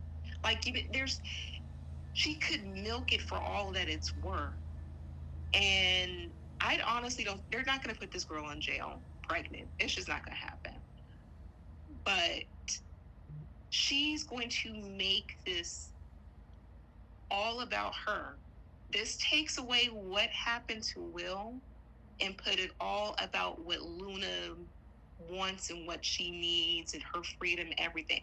This is gave everybody the storyline, in my opinion. And when it comes to Bill, this is what he gets. This is his karma. He wouldn't listen to nobody. He thought that she was changing. This is what he gets. And then Katie, I'm very disappointed as a mom. If my son were to tell me what happened or what transpired to him, I'm furious. I'm tearing up El Giardino. I'm cussing Deacon out because there's no way I would ever be okay with what happened to my child. She's telling him, go ahead and lie to your girlfriend. Don't worry about what happened. It's going to be okay. But then completely changes because it's Luna. Right. It shouldn't matter. Exactly. Like your son is an heir to $1 billion throne. It could have been anybody. The way those girls were throwing themselves at him at that party, like there's just vultures out there, outside of just Luna. She just happened to have close proximity to him. She should have been angry just as a mom. And she's still giving this boy bad advice. I don't know what she's thinking. Girl, shoot. Will had to take it upon himself and say, no, no, no, no, no, no. I hear you, Mom, but I gotta do it. I gotta do this different. He did everything but say, Mom, you give trash advice. I'm not listening to you. No. You got me working at Forrester for no reason. You got me lying to my girlfriend for no reason. I gotta applaud him. He's the only victim in this matter. Okay, let me say something this. because there's folks about saying using condoms and things like that. Now I don't know what happened when he slept with Electra, but Right. yeah, he had no idea that this was going to happen. That dude was put in bed by Deacon, and see that was the issue right there. Me, if somebody calling, and I have a 25-year-old, but even when he was in his early 20s, and maybe one of his friends' mom said, hey, when after 21, hey, he's a little intoxicated, do you want him to stay over here or do you want to come get him? I'm finna go get him. He coming home. Yeah. At least I know what's going on in my house when he gets here and go to sleep. Yeah, because anything could have happened. Like, if he was that plastered to where he needed to pass out, he could pass out at my house. Right. Like I said, maybe me personally, if this was my son, there would be nothing I wouldn't do. That would crush me as a mom if that happened to my son. And then I'm telling him just to get over it. That doesn't even sound right. Girl, please. Like you say, you go over there and tear that place apart. Yeah, that sounds inhumane. And I think if Bill had known, maybe he would be the one to say, like, oh, okay, we need to do something about it. Especially since this happened to Liam about like 10 or 12 years ago. Who was that with Amber? Yeah. So I'm like, and Katie was around for that too. So I was just I was the most disappointed with Katie. Like, yeah, I think if Bill had known, he would have had no problem going to Deacon and Sheila to see what was happening with his child. Katie kept a lot of this stuff quiet. I remember having this conversation a while back saying, how come his dad is not privy to any of this stuff? Yeah. I remember thinking, instead of him telling Katie all of this, I feel like him and Liam should have been having those conversations, because they still have yet to really build a relationship. With with he and Liam. Like I forget that they're brothers sometimes. Like, this could have been something that they could have been doing together. And then, like, let their parents in on it after he found out it was, Luna. Yeah, well, I mean, I mean, he was able to connect with Liam when he wanted to track Luna down. That's the only time we really seen them work close proximity like that. Yeah. it's been like spaced out. Mm-hmm. Because I think the last time prior to that, they had like had lunch at El Giardino, and those two girls were Mm-hmm. there, and Liam was showing the pictures of his daughters or something like that. Yeah. But it's just too far in between, and maybe that's kind of realistic given that they have a huge age gap as brothers. But yeah, I agree. Like, he could have related to Will because he went through the same situation with Amber, and I just don't like the fact that they're pacifying this, because the whole focus is going to be about the pregnancy, not what led to it. Mm-hmm. Yeah, I don't understand what Bill think he's gonna do at this point. I mean, he should have took that girl to the police station. Right. Who cares if Let she's let pregnant? let the nurses at the facility figure out that she's pregnant or not. Why do you? I mean, well, and I mean, granted, there's a legal stake in this. If it, that's, I mean, because the guy is a billionaire, so maybe I don't know, but yeah, this It's whole just thing, I'm just over it. This is crazy. what doesn't make sense though is that's the thing. He is a billionaire. We saw him get her pardoned for the double homicides. He can easily take that child from her. Mm-hmm. That should have been the path that he took instead of the AB. get rid of it. Yeah. Like that. That would have been that would take all the power from Luna, because they would have all the evidence, all the support in the world to take that child from Luna. But you see how he still caped for Luna, because he still brought her to the house. Even the way he talks to her is still kind of passive, in my opinion. And I feel like he's mad, but he should be more furious as to what happened. Like he called her the B word a couple of times already. But here's the thing, like, everything that she has done to his family, and he even said that she pew-pewed Liam, like, the fact that he even brought her to the house, I feel he's going to continue to cape for her. He said, like, hey, we bonded, I thought you were a good person, and blah, blah, blah, blah. I'm like, why are you bringing any of this up? Why? Right. I didn't see it as him caping for her. I think he just was desperate to find out if she was lying or not. Either way, him not taking her directly to the police station made zero sense. Yeah. Because who cares if she's pregnant? She's pregnant. She can sit in jail pregnant. He'd have a better chance of her, if he really wants her to get rid of the child, he'd have a better chance of that happening in jail, since since she's so concerned about being assaulted or beat up or whatever. What's the point of keeping her out of jail just because she's pregnant? Because he's gonna cape for his grandchild. I am. Well, so you sad think for he's Will. gonna cape for his grandchild? He want her to get rid of it. Yeah. It's not even in his power. Right, that's not in all the power. Yeah, I mean, honestly, women control birth, and yeah, so Yeah, if he's wanting her to get rid of the child, I don't see him caping for his grandchild.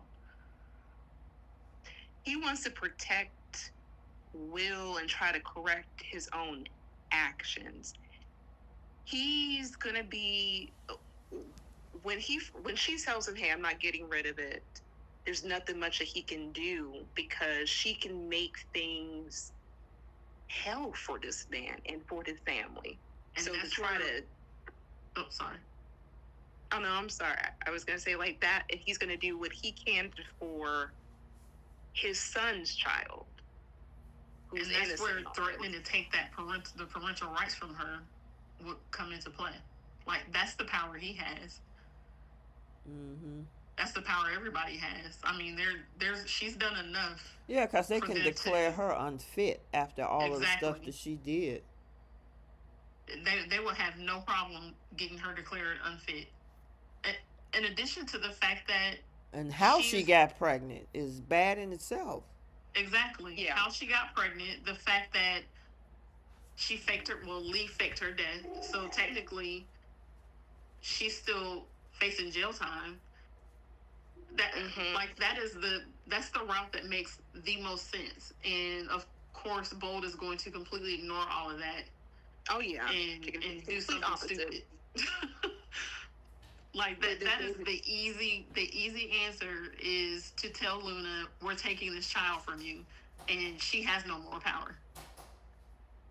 Yeah. Yeah. They're gonna like these charges are magically gonna go away. The baby's going to change her, and she's gonna get her redemption. I feel like that's the direction they're gonna go in with this girl.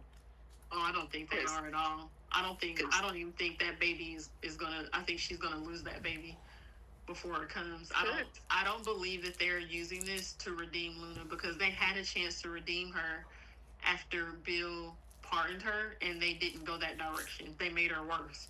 So I don't think that this is their way of writing another redemption story for her. I don't even think the baby is she's gonna make it to full term.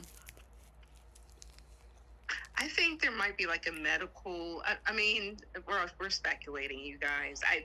I think that she will end up having that baby, because they usually do like a pregnancy storyline every couple of years, so they're kind of due for one. But this gets her out of the hole the writers put this character in. These charges are magically gonna go away. I guess it's gonna depend on how long Lisa Yamada is sticking around. Right. Because if she's going to be, I mean, she's definitely in the headliner in the credits. So, I mean, that doesn't necessarily mean anything, but I guess it does if Thomas is in the recurring. Right.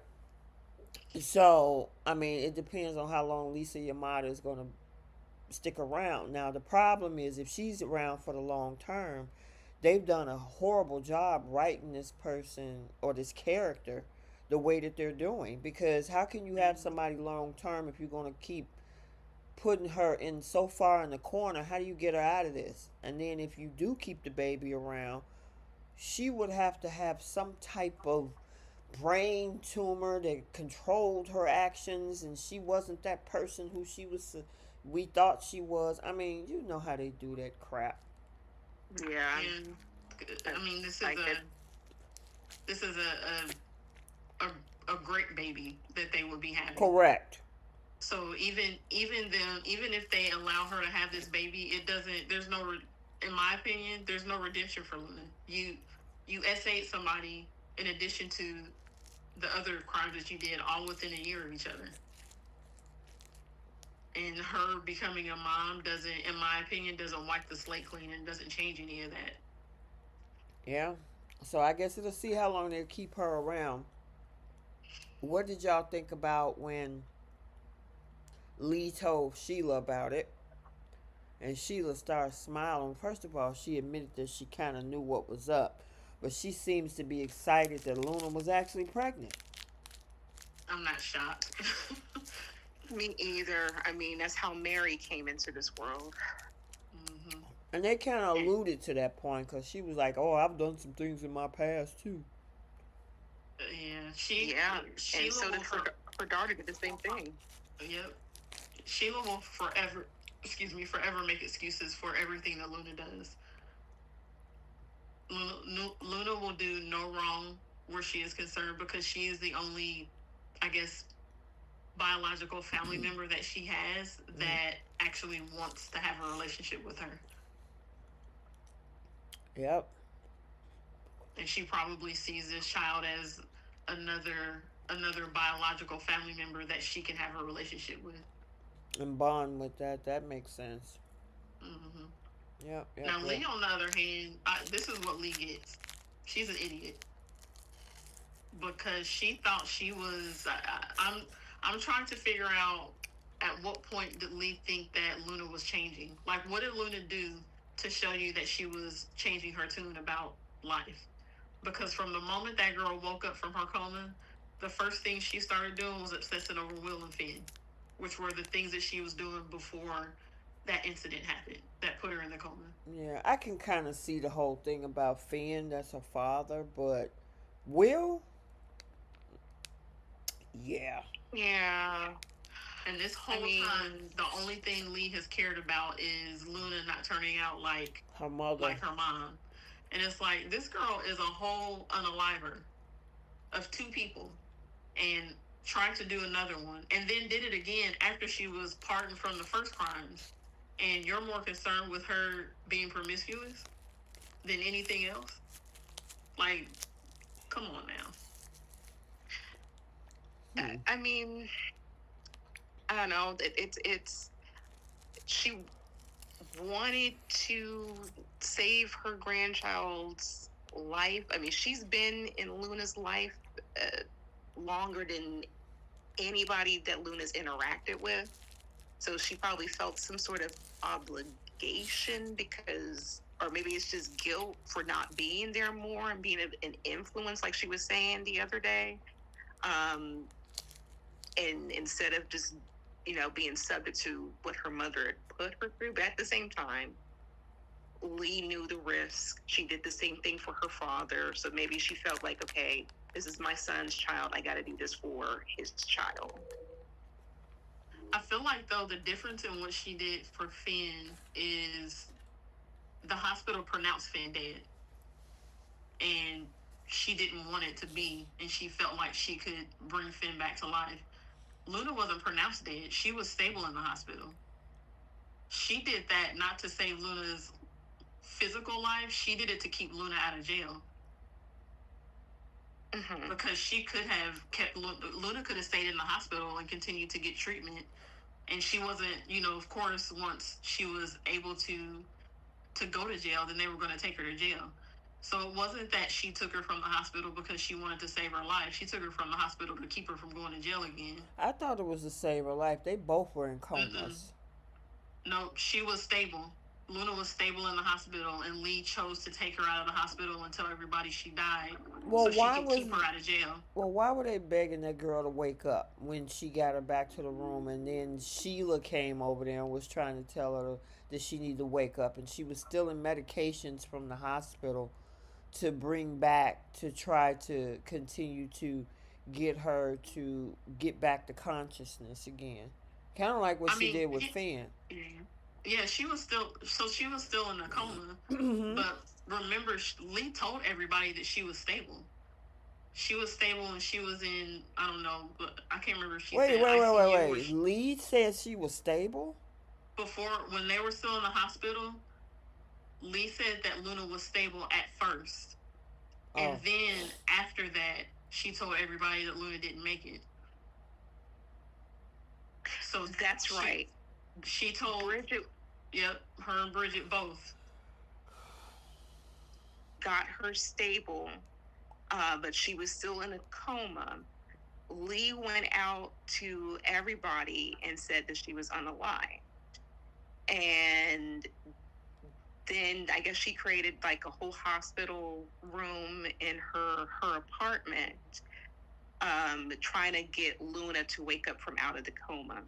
So she was stabilized, but she couldn't go to jail immediately. Like, she had to get out the coma first. But I think she wanted to try to see this, or maybe hoping Luna would see this as a wake-up call.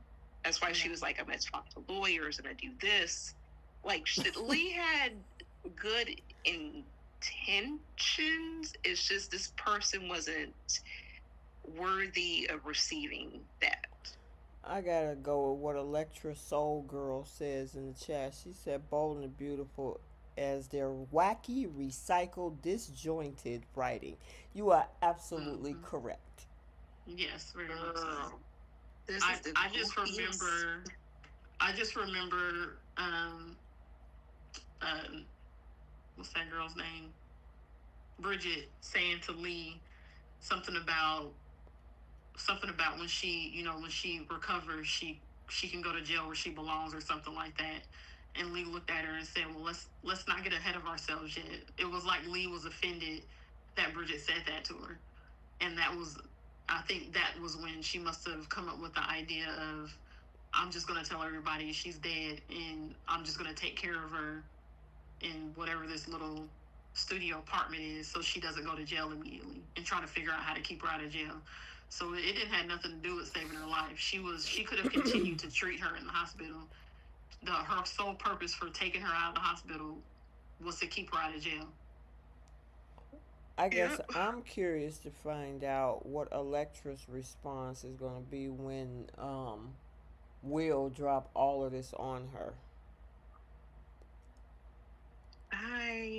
That poor girl, she done lost her virginity right after he was with Luna.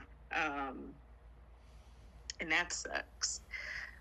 But I mean, she's either going to stick by him, or they can move her on to something else. To be very honest, I'm bored with the Electra character. Every other word is about Will. Like, she talked about her V card for the longest. Now that she lost it, and she's still talking about it. Like, they rarely ever talk about the jewelry stuff with her, unless we see her working with jewelry. But everything has been about Will. That's her only personality, is him. Mm-hmm. Yeah. So Bill loves to do that, though. Him and his virginity storylines they're always over the top, and they're always tied to something disgusting. Mm-hmm. It doesn't matter who it is. It's always something disgusting tied to somebody losing their virginity. I don't know what his obsession is with that. And they're a cute couple. Like, I don't mind them. They're probably the healthiest out of a lot of soap couples, to be honest. But her by herself kind of just bores me, because if she's not in a scene with Will, all she's been talking about was, for the past several months, was that she wants to wait and wants to save it for the right moment. It was very Disney Channel to me.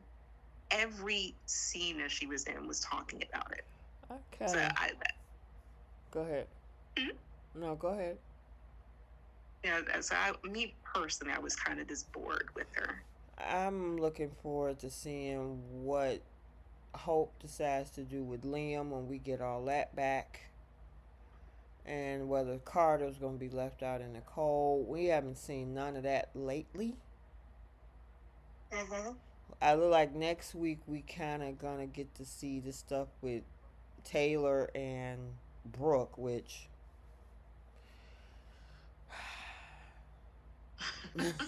I'm like, for what?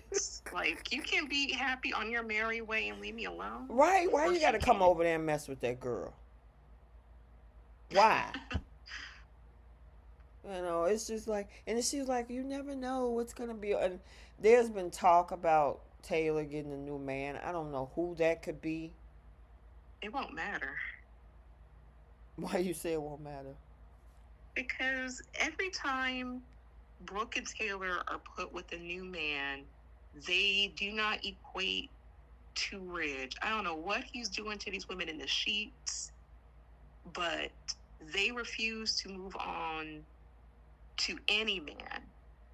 Like, no one's going to be more than Ridge. So I'm like, just share him. Be sister wives and share him. It's Brooke's turn now. I'm hoping that they finally allow Taylor to move on the same way they allow Steffi. Because it has been... Taylor should have moved on before Finn even came into the picture. They didn't have this woman on the hook for Ridge for damn near 40 years now. Or 40 years now. Because they're on, season 38, 39? Mm-hmm. 1987, so... And she came in 3 years later, so almost 40 years. Like, let her move on. No, nobody was entertained by this triangle. Not even people that are Team Bridge. Nobody wants it. Yeah, I'm just over it. It's like if y'all gonna put Brooke and Ridge back together, just leave them together for God's Please. sakes. For God's sakes, just leave them together. Leave them together like Nikki and Victor. Right. Yeah, and I'm so glad they did that quickie wedding because they knew nobody cared to see Right, the nobody. dress. Yeah, tell me Like about it. Oh, Brooke was in the correct color. She was in all red. I'm like, perfect. It's the best wedding dress color for her. Um, like that's and Carter was probably gonna be the only person who would really support it. Maybe all the Logans, but they'd have been to all the weddings. So you know that wedding would have been her sisters, and Hope, and what's his name, Eric. Which I loved Eric and Taylor's scenes this week, by the way. Oh my I love gosh. everything that Taylor said to him. Yeah, don't pretend to be my friend. Oh, Right. I was like, there you go. Because that's all he was doing behind that girl's back. He was wanting to Ridge. You're gonna hurt Taylor, but your heart is with Brooke. You need to be with her. It's the smart thing to do. So I guess you're saying it's dumb to be with Taylor, basically. And here's the thing that irked me, and they listened to this podcast, y'all. He said that Brooke needed the support, and Taylor threw in his face, Brooke gets nothing but support from all of the men, all of these people, her sisters, ex-husbands, everybody. Yeah, I was so glad they let her say that. Yes, thank you for listening to us, because we definitely have been saying that over here.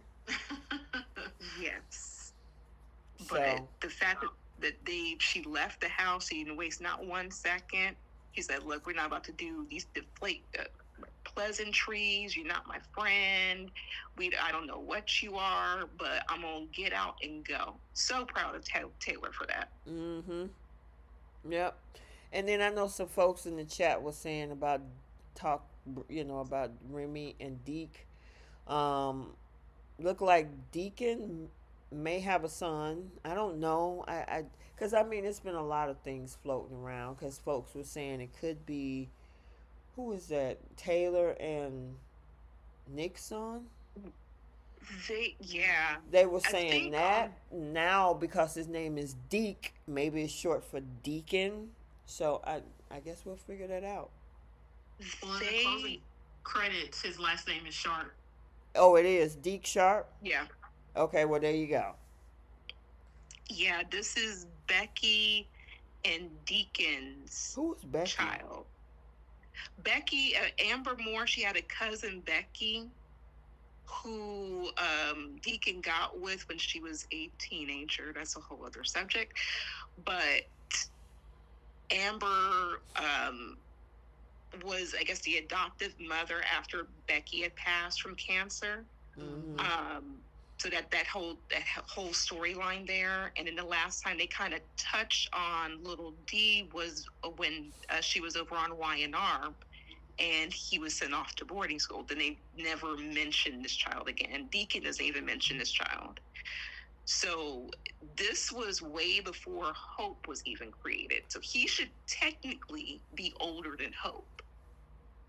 Yeah, well. So maybe, like you were saying in the chat earlier this week, maybe he's a grandchild and not Deacon's child.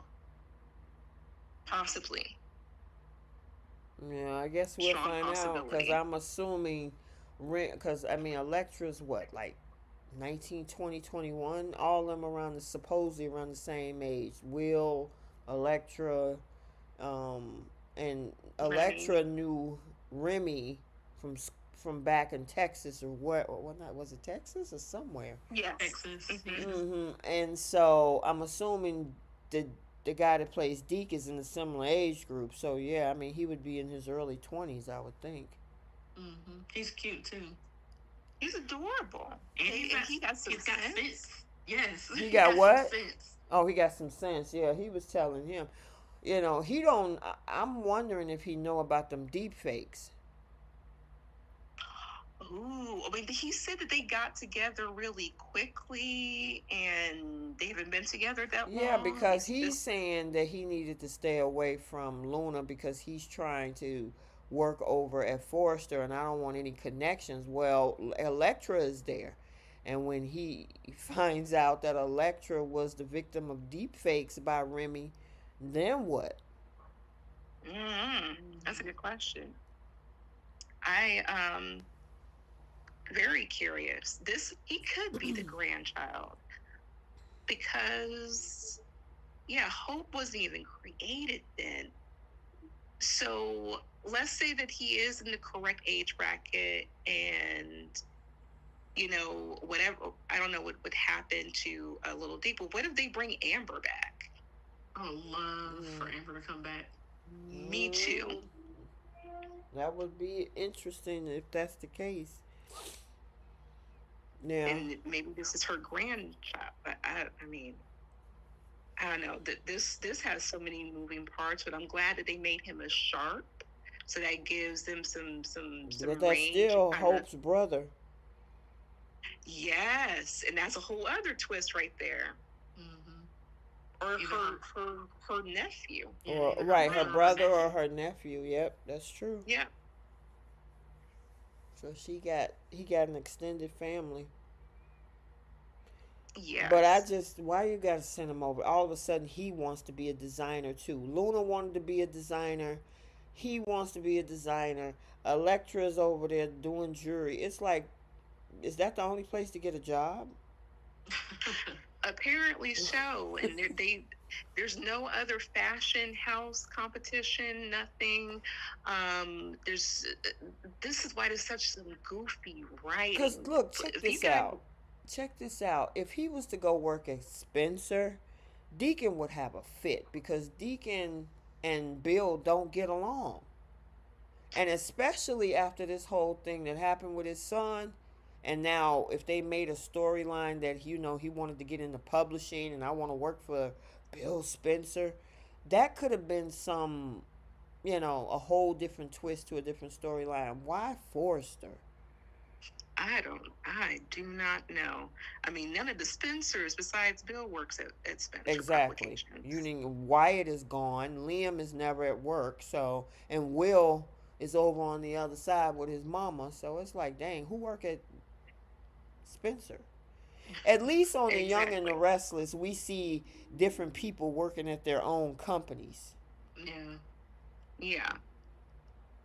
I mean, it would be nice if we had like some, range of, other career aspects. I mean, besides Force Creation, other people work at El Giardino, and that's it. Or they just float or work at the hospital. Exactly. I mean, you got a company as big as Spencer. Put some pieces over there. And see, this is why I wish Sally was back on this show, got some little seed money, create her own company, or allow Thomas to create his own company. Like, the fact that Force Creation has like none of the fashion competitions. You remember like how they did back in the day? It was always like Spectra and Foresters going head to head, having these great fashion shows, and like someone from Spectra's trying to steal the designs. I mean, everything has been solely based off of just relationships for the most part. Yeah, I mean, they need to switch it up. Hey, since you got Claire going out to L.A., let her go over there and meet Thomas. Maybe Thomas can give her an awakening.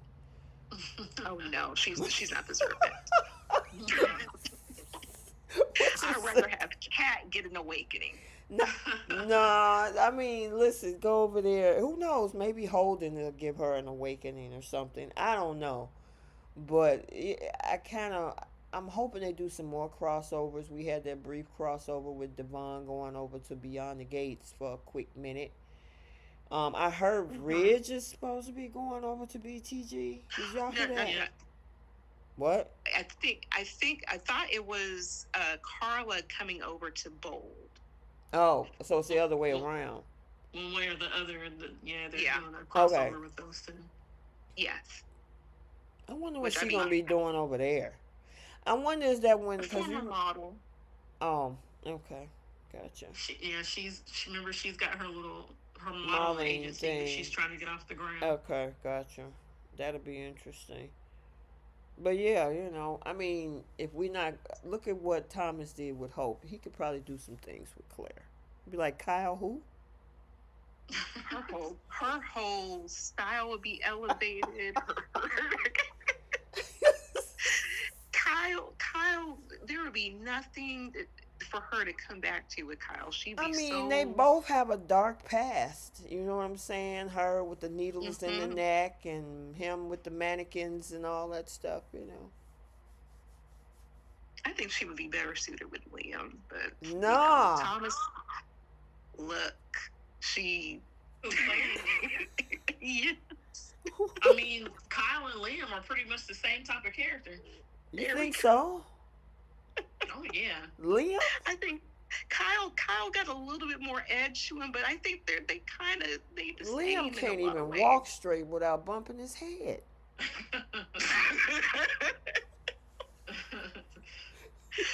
Oh my goodness. But Thomas, he can give any one of these women an awakening. I wonder if he could change Danny's mind, in my opinion. Nah, she got Andre to do that. That not well, apparently. So. She's still on her ex-husband. Well, you I know don't what? think Okay, anybody I'll will be agree with you on this one, Bree. Who was that? Either you or Key said that about Kat. Because Kat is definitely Yes. not getting anything out of Tomas. So, Oh, I can't wait to get to that. all right. Yeah, we need to get to that. Are we pretty much done? I think we covered everything on both. Yeah. Okay. Alrighty. Let's go to BTG. BTG. Oh my God, Miss Leslie. She was able to get in where she fit in. Mm-hmm. That was actually Ted.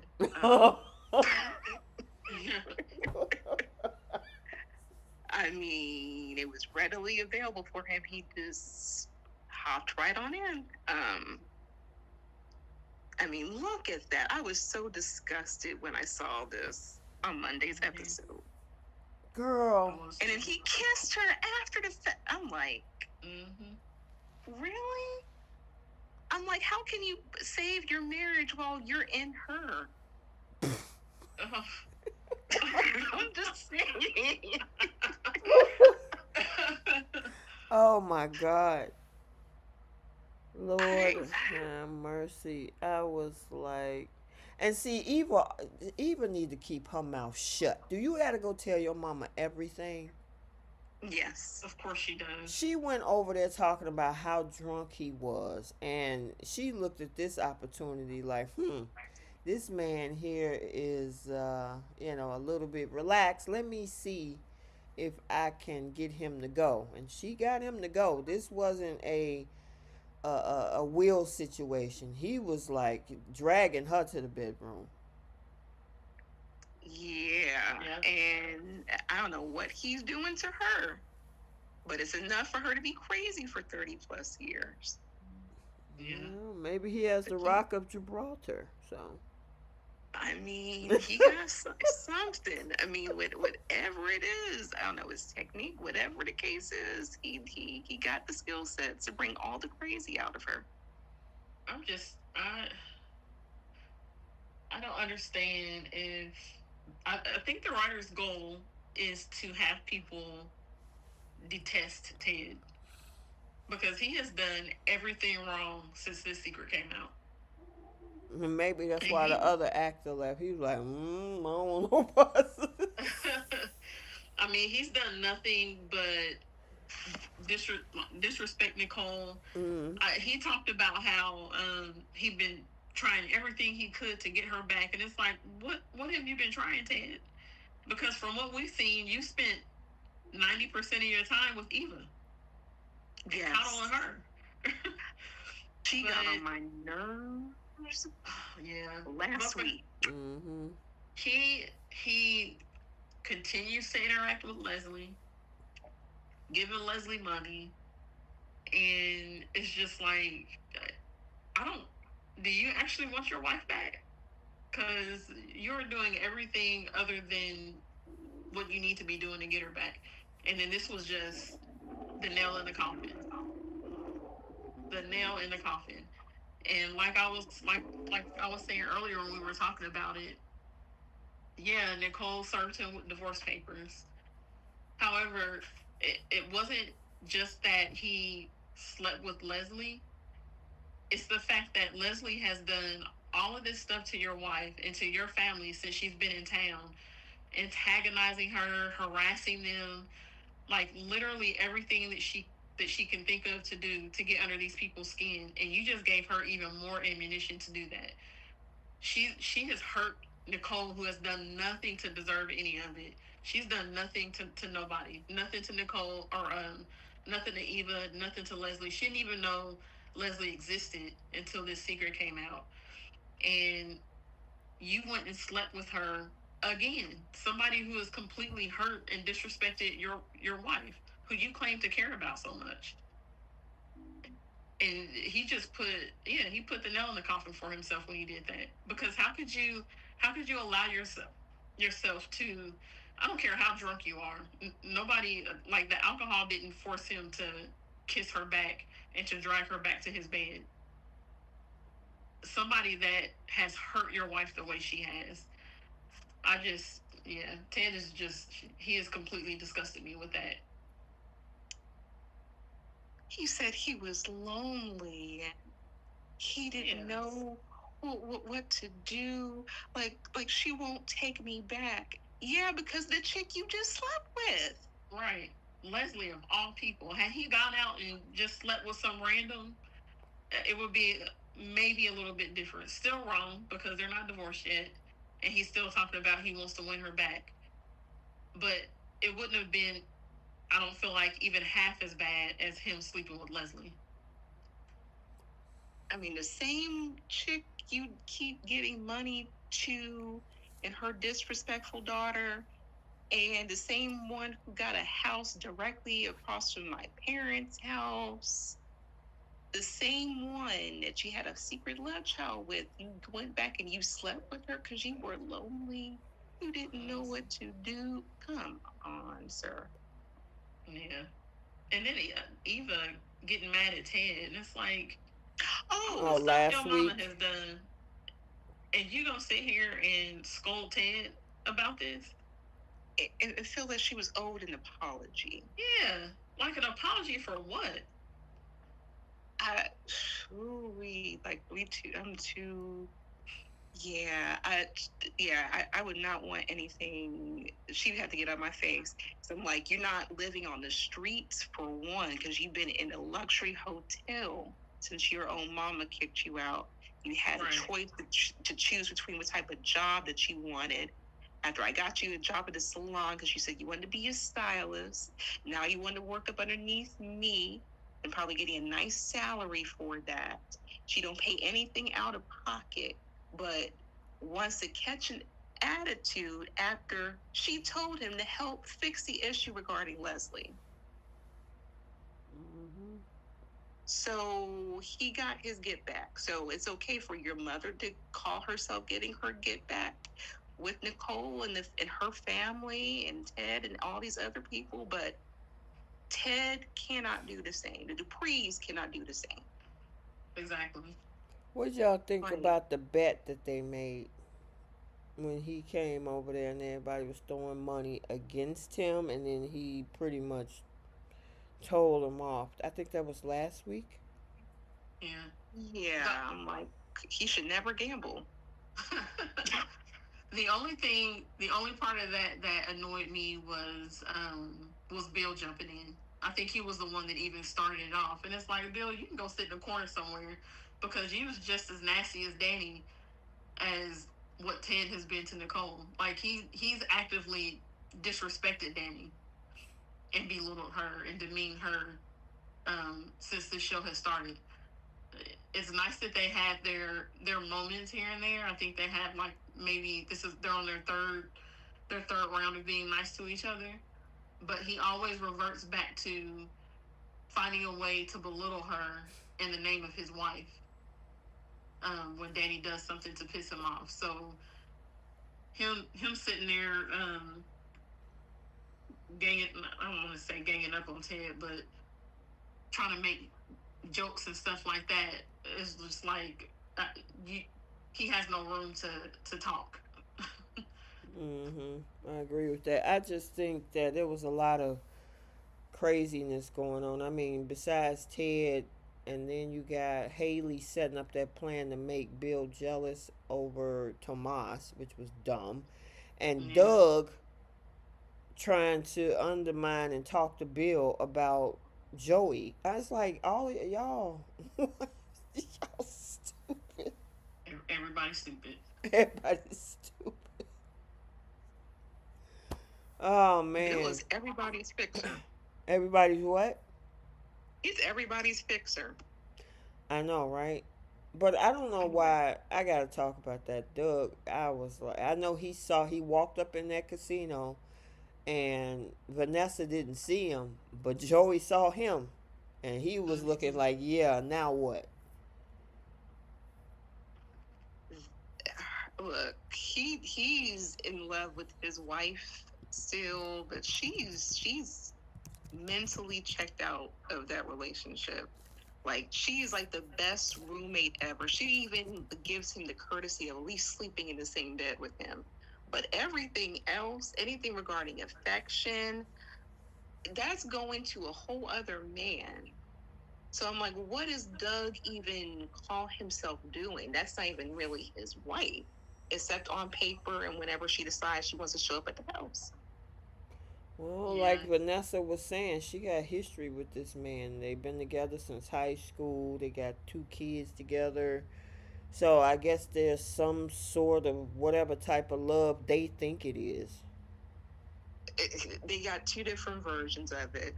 Like, the way he is trying to be committed and love her is a complete opposite of how she's moving. I mean, cheating on him for years. But I And think he still knows so. about it though. You remember he said they have some sort of arrangement. So He said that after she came out and said, like, well, I've been sleeping with other men. I would hope you're sleeping with other women. mm-hmm.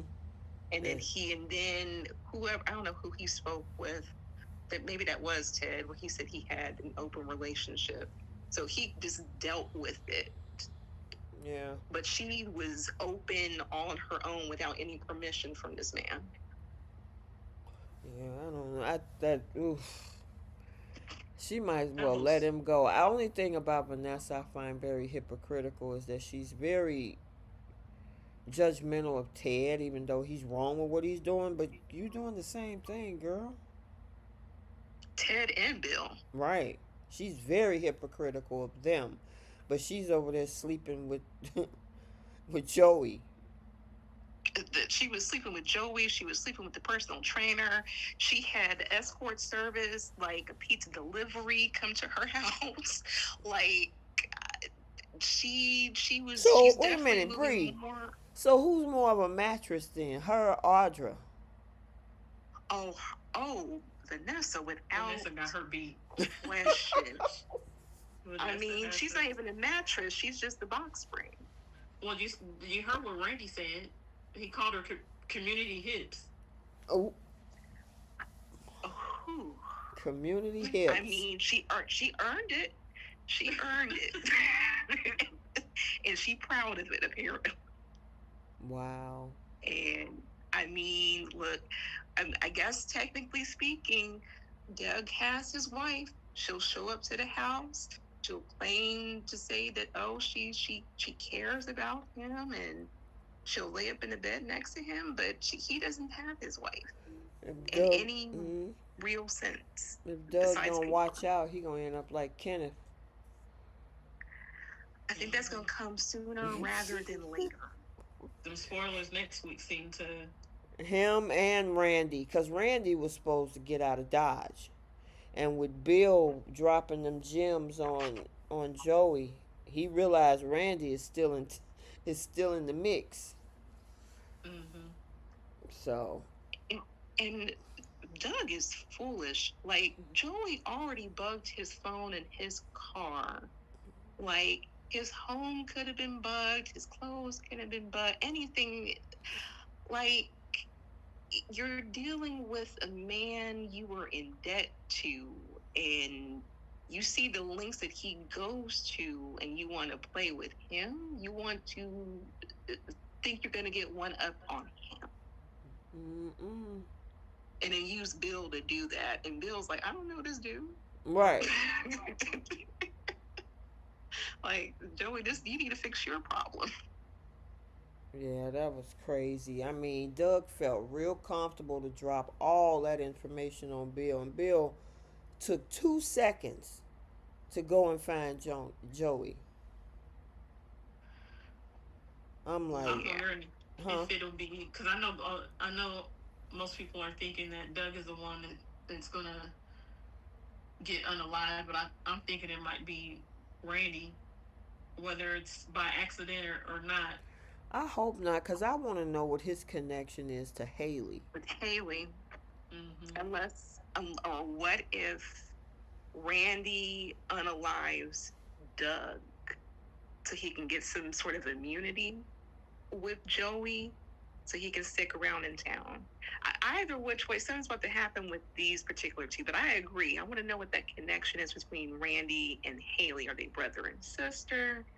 Are they former lovers? Mm-hmm. What was that? So let's kind of move on a little bit. What do y'all think from last week, even up until this whole Haley thing? Do you think Bill was feeling some kind of way about Danny this past week? Yes. I think so too. No, Ah, I don't. you don't think so? Okay. No, Why not? I think Bill is just happy or satisfied when he's not on Danny's bad side, and I think he capitalizes on those opportunities Mm-hmm. because this isn't the first time they've had a moment where they have their little bonding moments, and what usually happens is Danny takes those moments and then she runs with it thinking that it's something that it's not, until he brings her back to earth. She didn't really do that this time. I mean, of course she was also happy that they were getting along and they're not at each other's throats right now. But he reminded her again, like, Haley isn't going anywhere. She's my wife, and I have to establish boundaries with you. And I don't think that was because he was starting to feel some kind of way about Danny. I think he wants to have a good relationship with Danny in general. I don't know. I just think that that's all it was for him. No, I'm just glad that this time she didn't, like she has done before, even though she's still hung up on Bill. I'm glad that she didn't, do the whole thing where she thought that there was another chance for them. And when they were at the club, and what's his name walked up, and he was like, "You sitting in my seat." I think that was last week. I love the way that she handled that situation. Okay. Now, Bree, why do you think he is? This man still chooses to be involved in her world as much as he says that he wants nothing to do with the Duprees. He's quick to always pick up that phone and be the fixer, and he still wants respect from Vernon. The fact that he's still trying to cater to, like, Danny's sensitivity, especially after what happened with Chelsea. And even after they found her, he still wants to be around the Duprees. He's even still calling himself family when it came to that Ted situation. But that man was jealous when he saw Andre with Danny when he was over at Anita's house. And also when Andre showed up to the table. He felt the way. And he didn't even think about how Haley was feeling until she had brought up that, hey, I need for you to reiterate that nothing else can happen with going forward, you and Danny, so she can get that through her head. I'm like, aren't you the wife? Shouldn't this already be clear when he married you? Why are you still threatened?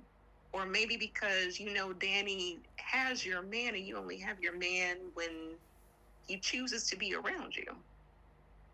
Yeah, I kind of picked up on something with Bill because the hand I saw the was besides the conversation, there was the nonverbal conversation, him putting his hands on hers, and the looks, and he showing up at her house when he got plenty else's place to be. She was like, "What are you doing here? Don't you got something else to do?" And he was like, "Oh, well, I just wanted to."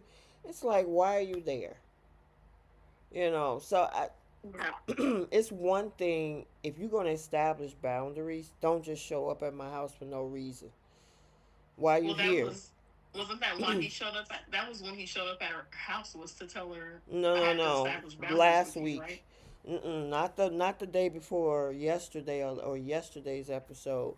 This was either early in the week or the end of last week when he showed up at her house and they were in the kitchen talking. And she was like, "Okay, I didn't expect you to be here. What are you doing here?" And he was like, "Oh, like he had nothing to do." It was also that time when he showed up with the girls and they was looking at him like, "Okay, it's nice to see you, Pops, but what are you here for?"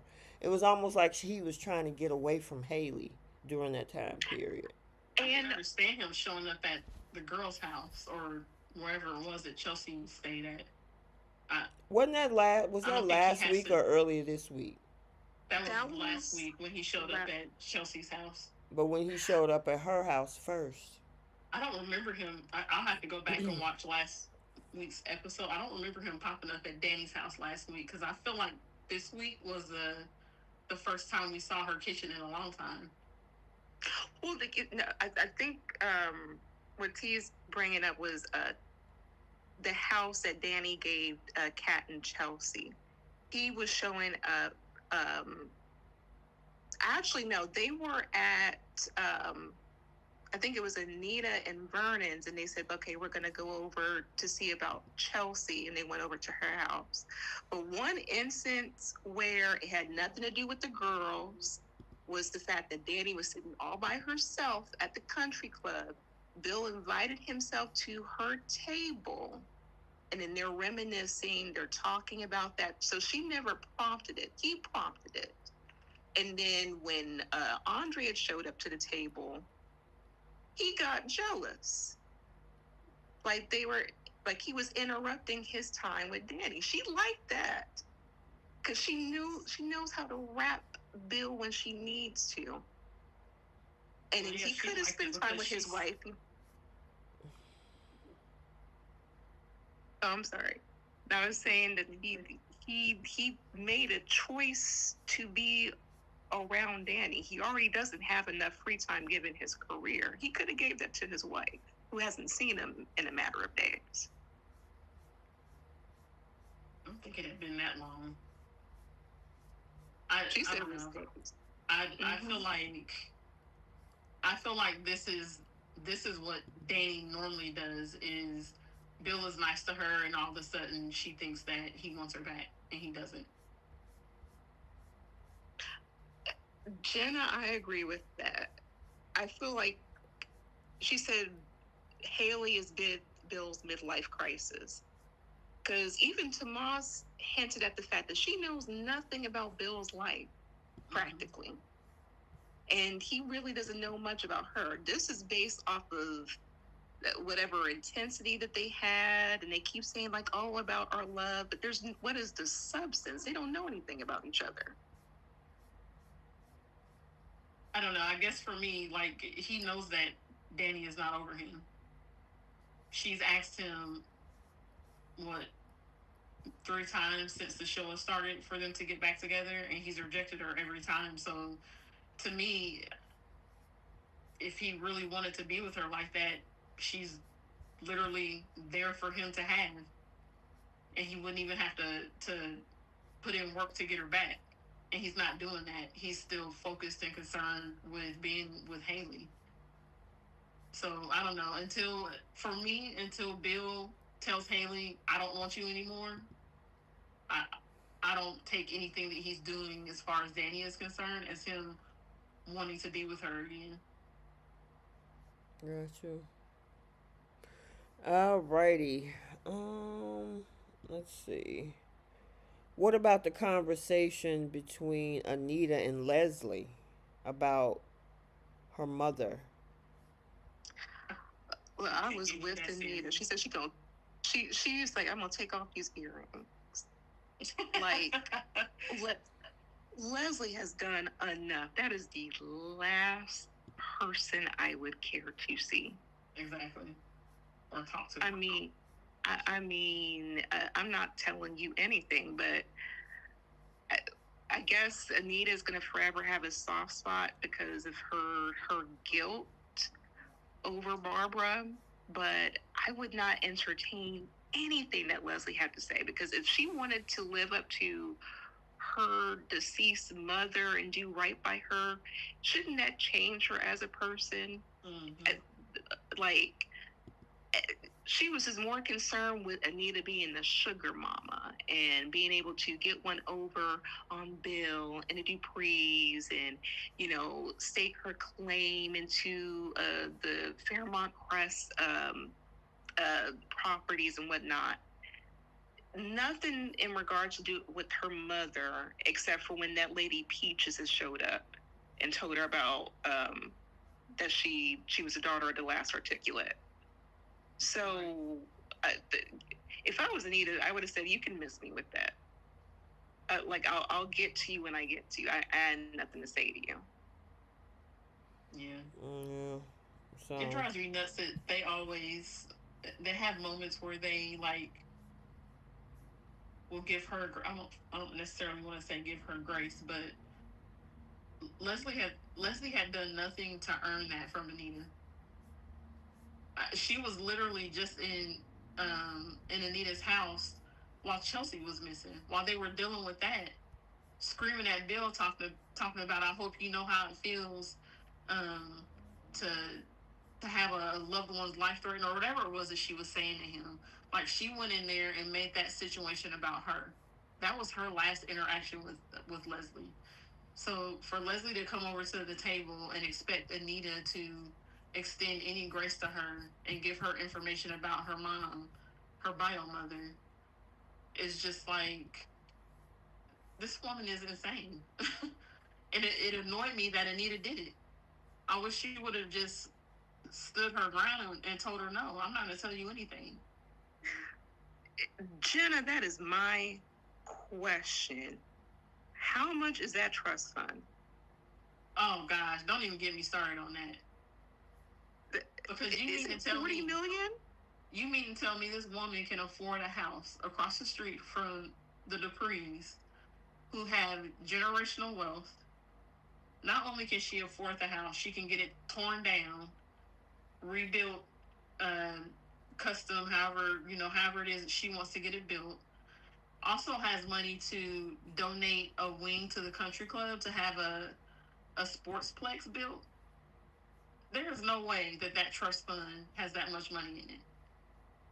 She cannot have the same amount of money as Anita and Vernon had. I'm not buying it.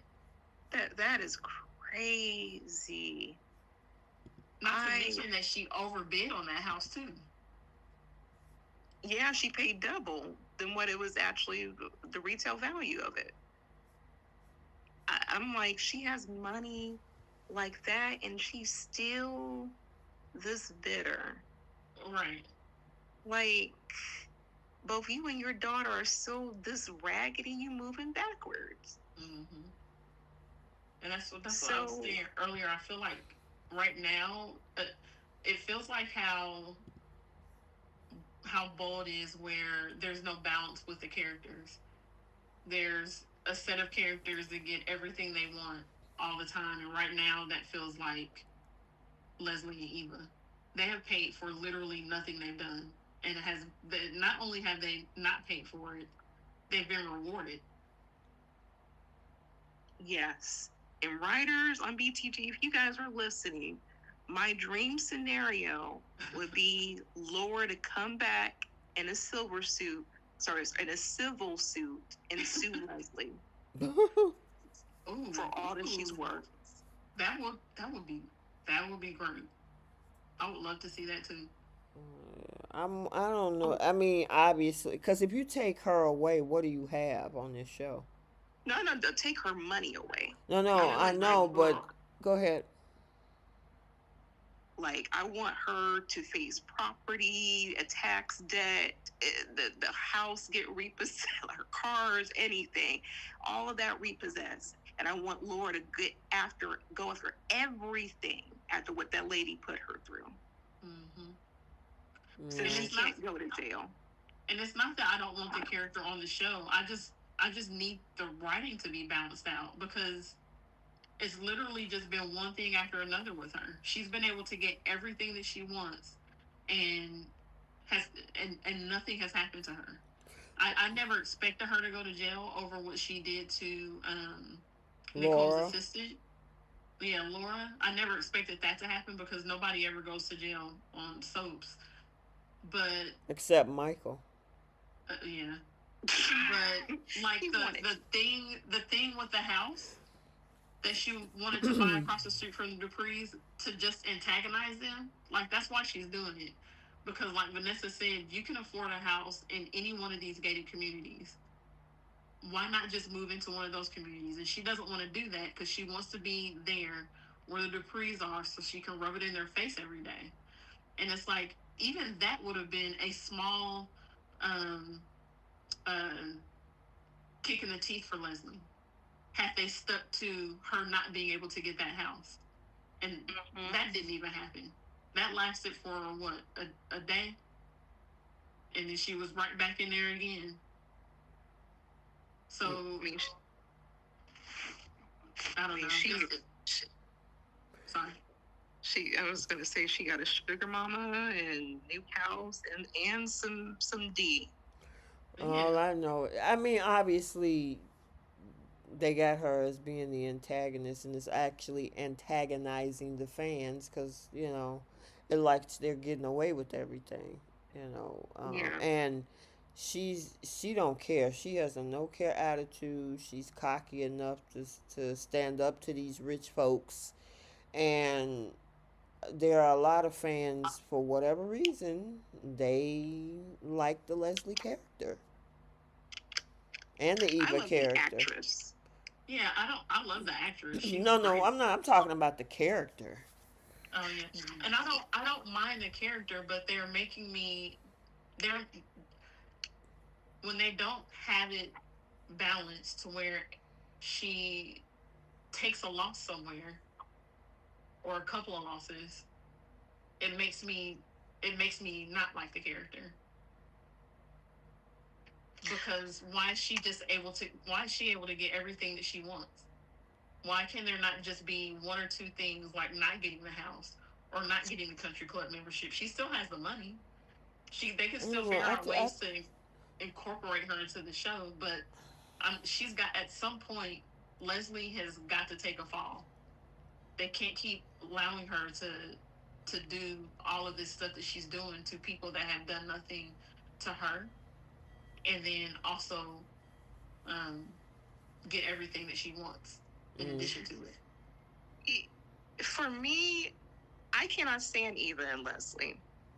I from the get-go, I understand they have some relatable aspects about their characters, but how they move, how quickly they can be nasty and sneaky and conniving, and the way they've been getting away with things, it makes me not like them.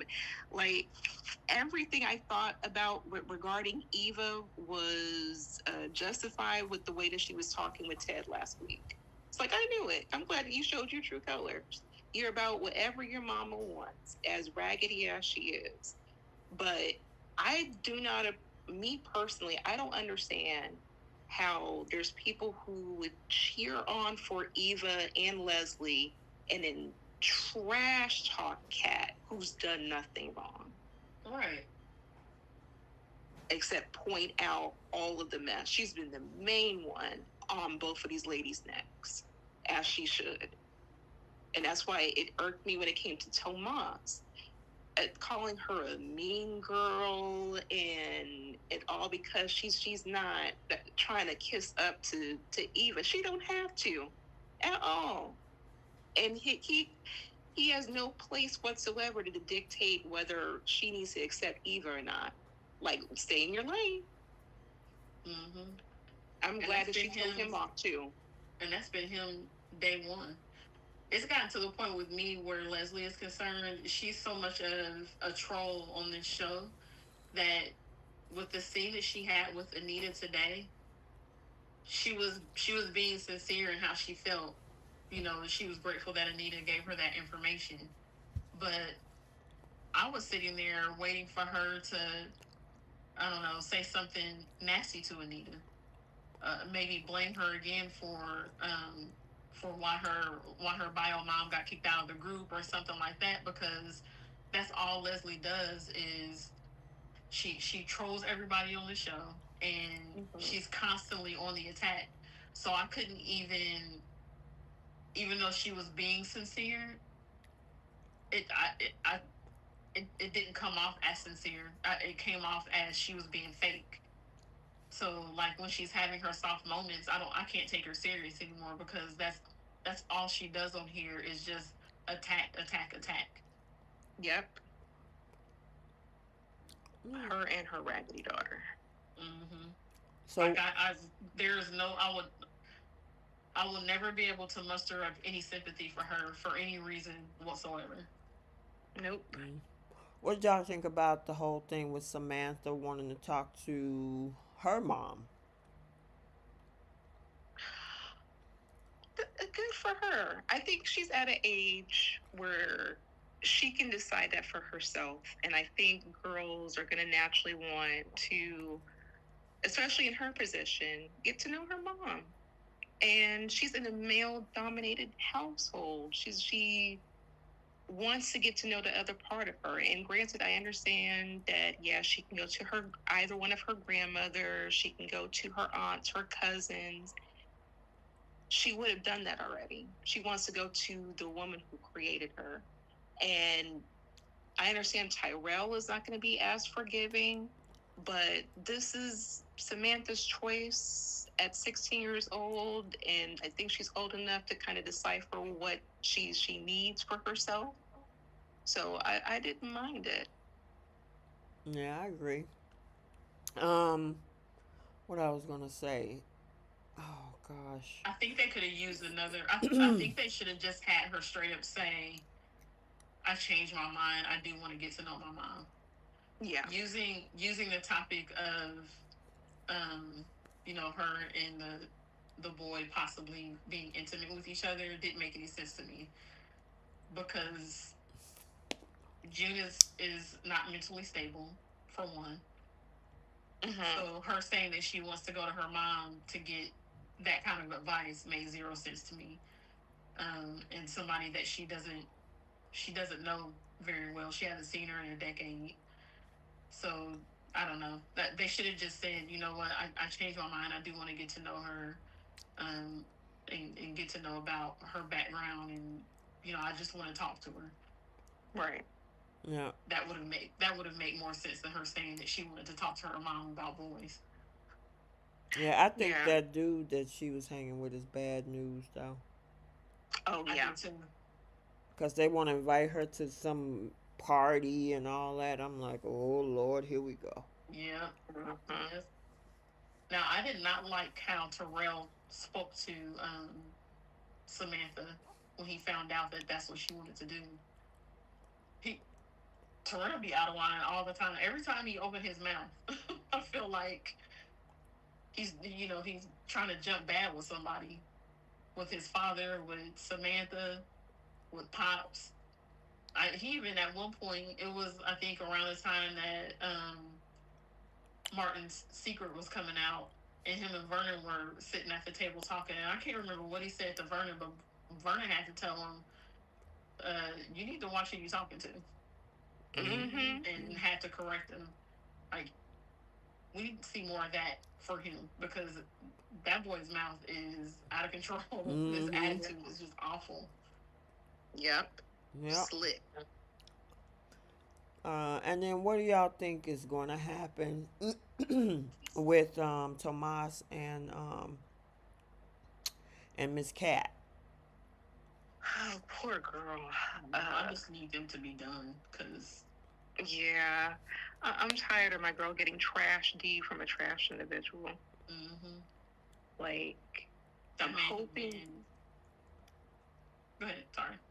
No, I was going to say, I'm hoping that Jacob's brother that's coming into town is going to be able to help with the situation. That could be her new love interest. Yeah, I had my fingers crossed for that. As long as he's not like Danny's cousin, Bree. Yeah. That Sabrina slept with. Yeah.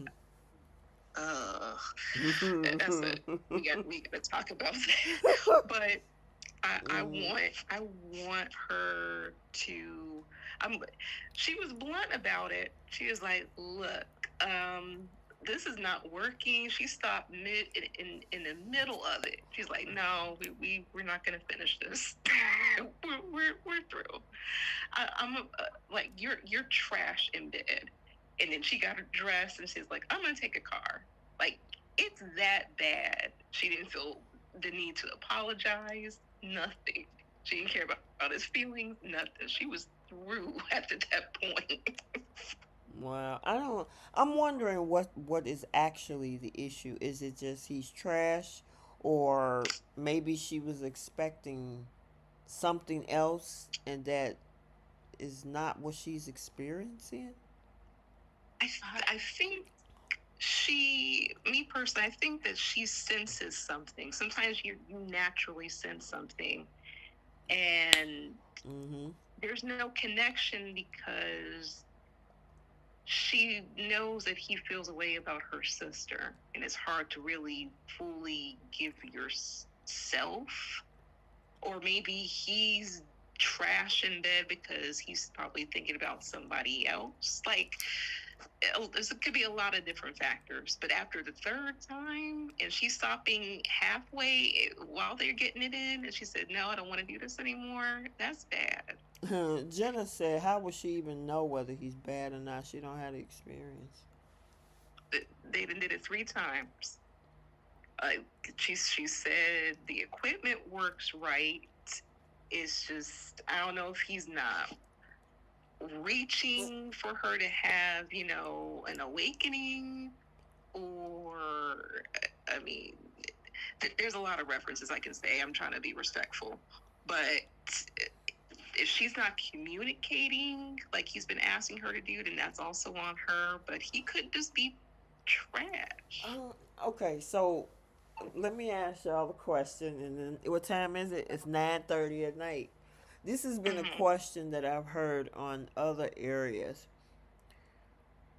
Who is responsible for their awakening? Is it you or that other person? I think it's a combination. It's a team effort. Yeah. Interesting. I mean, it's a team effort because, like, it should be like a joint thing that you both want to accomplish for each other. Yeah, like she can't just lay there and not do anything and expect him to do everything for her. And I don't know if that's what's happening because they're not being that descriptive of it, but I mean it's definitely a team sport. I mean, she can't lay like a fish. I mean, if she's doing that, then she has herself to blame. But I'm once guessing again, she's not, because I feel like Tomas would have said something, or you know what I mean. And he seems to be enjoying himself until today. Right. So, because even after they finish, it's like he'll be out of breath and happy and smiling, and she's like, yeah, whatever. So maybe that's why I was like, does he know how to find it? I mean, is she bad with directions? Like, does she need a GPS so he can find whatever's going to help with her Well, I awakening? think that's part of it because, I mean, in order for you to know how to get there, you got to know what you need and want to get there, and you have to express that. So if she's inexperienced, you need to know your body without going into going into any other deep parts of the conversation. But Yeah. if she don't know what specifically is the pathway to her awakening, how is he going to know that? So you have to know your body and say, hey, this is what I need, this is what I like, can you do this? If you do this, this is what happens. And I don't think she's there yet because she just let go of the V card. It's one thing if you have a guy that just know universally what to do, but everybody's different. So just like a guy could come in the door and say, hey, let me do this, and you like, well, that don't do nothing for me. And where the other girl across the street, it might be amazing. So it's up to you to say, okay, this is what the pathway looks like to get to where we need to go. And I think I think what's going to end up happening is what Bree said is, I think some of it has to do with she knows in the back of her head that there's feelings there between him and Eva. Yeah. And I think the way it's going to be explained when they finally do break up, when him and Eva get together, it's going to be a whole different story. Like, Eva's going to, like, it'll be the best she's ever had or something like that. And that'll be their way of telling us that it's not that Tomas is bad and bad. It was just him and Kat not connecting. And then when Kat gets with maybe Isaiah, I'm assuming is probably going to be her next love interest, she's going to finally, get what she needs from it with him.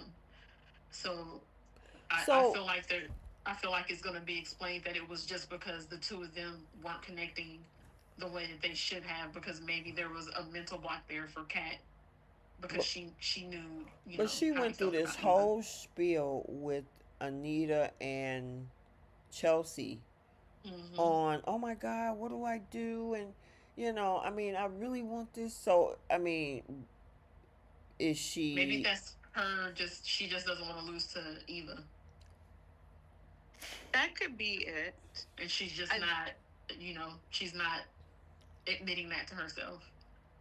I also think sometimes some girls have a specific expectation, like they built it up, like they had all the thoughts and like a Disney character in their mind. Exactly. And it's not executing the way that she had planned for it to be, which is where that communication comes in. But I also want to draw a comparison. Claire lost her V card to Kyle, and clearly that's not an issue. So I don't know what he's doing. And same thing with Electra. She's still fantasizing about it. Exactly. So I don't know if it's the guy or she's her lack of communication, or probably both. Well, that's what Jenna's saying in the chat, is that Tomas is asking her, tell me what you need, tell me what you want, and she's not saying nothing. So, I mean, and it's possible that it could be a block, but it's also possible that she don't know herself well enough to say, okay, this is what I need and I want, and this is what works. Right. He said you can try to work on the right combination to see. So maybe it actually has to do with the O, because he said the right combination. So maybe she hasn't, felt like she awakened yet with him. So, I mean, that's just going to take some time and some practice, and she quick to have an attitude. I will say that with Kat. I mean, think about it. I mean, look at Liam, and I know these are soap characters, but Liam and Hope, they've been at it for years, got a kid out of it. But who actually awakened her? Thomas. Oof. Can we send Thomas over for Kat just so she can just draw a comparison, just to see, Oh maybe my he might be gosh. able to get his security codes and fix the locks or something, and then she can see the difference. But the thing with that though is that Hope wasn't unsatisfied. Like After a while, there she was wasn't when she was thinking about Thomas while sleeping with Liam. well, yeah, but that was for different reasons. She chased Liam for years, and she was happy with what she was getting at that time. So I don't know. I feel like that's a little different with between her and Kat. Um, and then Thomas just came along and did it a Well, hundred times better okay. than Liam. Would you agree that some women, not all, and we're not speaking about any of us here, but is it a possibility that some women can get with somebody, just say like Liam, and be like, well, this I guess this the best it's gonna get, and just it's tolerable, versus finding somebody like Thomas that's like, oh my God, we're gonna be in here for 4 days. I, I mean, I think it also really depends on the type of guy and the skill set too, because this girl, Hope, was thinking about Thomas like at work, like he would breathe near her, and she about to hyperventilate. She's about like felt pulsations and stuff. Running behind couches and stuff. Yes, like maybe that's the anticipation that Kat was probably hoping for. Everything we just described regarding Hope, where it's that build up. I mean, it was enough build up leading to Hope cheating on Liam with Thomas. But that heat, that intensity, that spice, maybe that's what Kat cannot communicate and had an expectation that Tomas was already going to provide that for her. Hmm. I don't know. I Poor don't girl, know. though. Yeah, and then going back to you guys' original theories, and I think Keish said this too, is the fact that there's a block there because Eva's in the picture. That could definitely Yeah. be the case too, because if she look how she grooved and moved with the teacher. Remember the teacher that was there and Yeah. teaching them how to dance, and she just flowed with it. Maybe Yes. she need another somebody, not Tomas, who is maybe she'll flow better with that person. And remember, a lot of people thought that when at the time that she decided to lose her virginity to Tomas, it was because of Eva. I Mm. think I can't remember what happened in the episode, but I can't remember if she saw her or Eva and Tomas talking like closely, or but it had something to do with Eva. And I remember a lot of people saying the only reason why she slept with him was because of Eva. So Well, I mean, that's something else that could maybe that's also contributing to the problem. Is it wasn't that she was really ready to do that yet with him, and she did it just because of she thought maybe she could lock it in, but she knew Eva was lurking around. I think there was a scene where she planned a dinner with Tomas and like created a dinner around like his like how he grew up or something like that. She had already planned to lose it and he stopped it. And then there was a scene where Eva and Tomas were in her hotel room. She saw that, and it was the day afterward where he didn't communicate with her or anything like that. And then she up and decided, okay, I'm going to lose it right then and there. But she wanted to lose it prior to what happened with Tomas and Eva in her hotel room. But yeah, that's what it was. I forgot it. That's what it was. Yeah. Mm-hmm. Yeah, Jules C say it's more than just physical. It's how you feel about a person. She's gonna learn that, And then Yes. Jenna said Kat talked to Jacob about this instead of home. Mama, that didn't make sense to either. Yeah, that was. I thought that was odd. Well, a lot of them don't go to Nicole for anything. So, But even Chelsea, Danny, you go to your cousin-in-law. Like that was weird to me. Uh-oh. What was that? Bree? yeah, Did you hear that static? no. Keish, did you hear that static? Yeah, I heard it. Yeah, I heard it too. I didn't know what that was. I was like, did we lose somebody? What happened? Oh, I'm still here. Oh, Maybe it's Kat or Tomas. it sounded like somebody rubbing their phone up against something, or I don't know what that is. Oh, I'm sorry. I set my phone. Oh, that's you.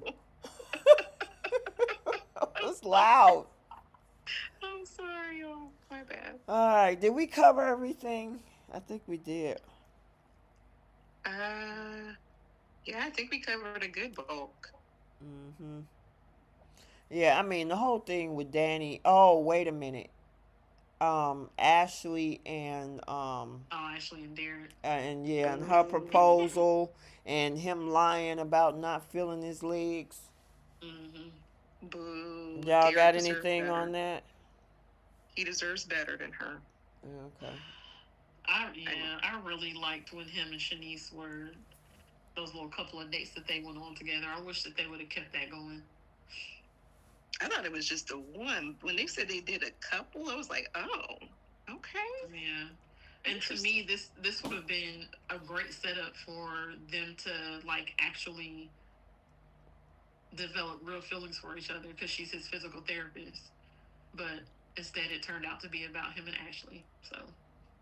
Yeah, I'm like, boo. So she wasn't ready for marriage. Now she wants to pull a Taylor, and I'm like, okay, whatever. Yeah. And then dragging, well, I guess she didn't really drag him in there, but having Andre come to the hospital and sitting there and talk to her and Derek about them getting engaged. I'm like, that was a little insensitive. What was the point of that? It was so unnecessary. It really send that man a text and move on with your life. She didn't have to say anything at all because they were already done. Broken up. Yeah. So, well, they even weren't breaking up. She just said, I don't want to proceed forward with any possibilities. So they didn't even have anything that would warrant her bringing him into the room and say like, oh yeah, this is what's happening. I'm moving on with my life. And then this man is crying, saying like, oh, she could have been my forever. Stop. You were all up in Danny. I mean, all over Danny. Mm-hmm. And they finna head off to Vegas somewhere. Yeah. So. It's foolishness. Oh, and then Nicole decided to, I don't know, she obviously cares something about Ted, but only to tell him there's more ammunition for the divorce, finding out that he slept with Leslie. Yeah, I understand though. That's still her husband. That she committed her whole adulthood to this man, and that hurts. It stings. He's getting with the woman who's been antagonizing her and her family. That's hurtful. Yeah. Mm-hmm. Yep. So I'm wondering if it's really going to be over between those two. In the false spoilers, it said something about Nicole adjusting to her newly single life. So. Oh. Okay. I guess it will be. So you think they're going to put Ted with Leslie? They deserve each other. Ted need to be by himself. Mm-hmm. He needs to go figure out his life. When he by himself, he gets lonely and he sleeps with Leslie. So I'm like, they might as well put them maybe together. he can go and make friends with Doug and they can hang out. Doug won't be around for much longer. Doug is toxic himself. Exactly. All right, I mean, with the way Leslie's luck has been going so far these last 7 months, I mean, that's the next gold star for her is getting Ted because that's what she seems to want the most. Yeah, well, I did a standalone video with that whole thing about her sleeping with Ted, and also incorporated. They did a short little interview with Trisha Mann Grant Mm-hmm. about the Leslie character, and she was kind of saying with Leslie, it's more about winning than actually getting Ted. So the question That makes sense. is, once she got him and nobody cares anymore, is she really still going to want Ted now? Because she likes the pushback and the competition. Okay, well, once you get him, are you going to be happy with him? And that's kind of what she alluded to in that whole thing about it's not about actually wanting Ted, it's about winning against Nicole. And that's the thing that it makes no sense to me because her and Nicole do not have a past. So again, Nicole had no idea who this woman was until she came to town and blew up this secret. So it's like Well, she Leslie has knew because she knew the man was married back then. Nicole didn't know who Oh, Leslie Nicole was. didn't know who Leslie was. Okay, gotcha. Yeah. So Leslie has made up this whole this she's had this one-sided beef and competition with Nicole for 30 years and Nicole ain't done nothing to her. Right. That's why the whole she wants to one up Nicole and is doing all this wanting to get wins over her. It just doesn't, to me, it doesn't make sense because it's not like they had some type of history together where they competed over men before, or they competed over Ted, or Nicole took a job from her, or you know what I mean. It's just Leslie obsessing over Nicole's life Well, when I Nicole didn't mean, even know she existed. but that's similar to, like, I mean, a lot of these women that try to undermine marriages, they don't necessarily have a history with the wife. They just want her spot.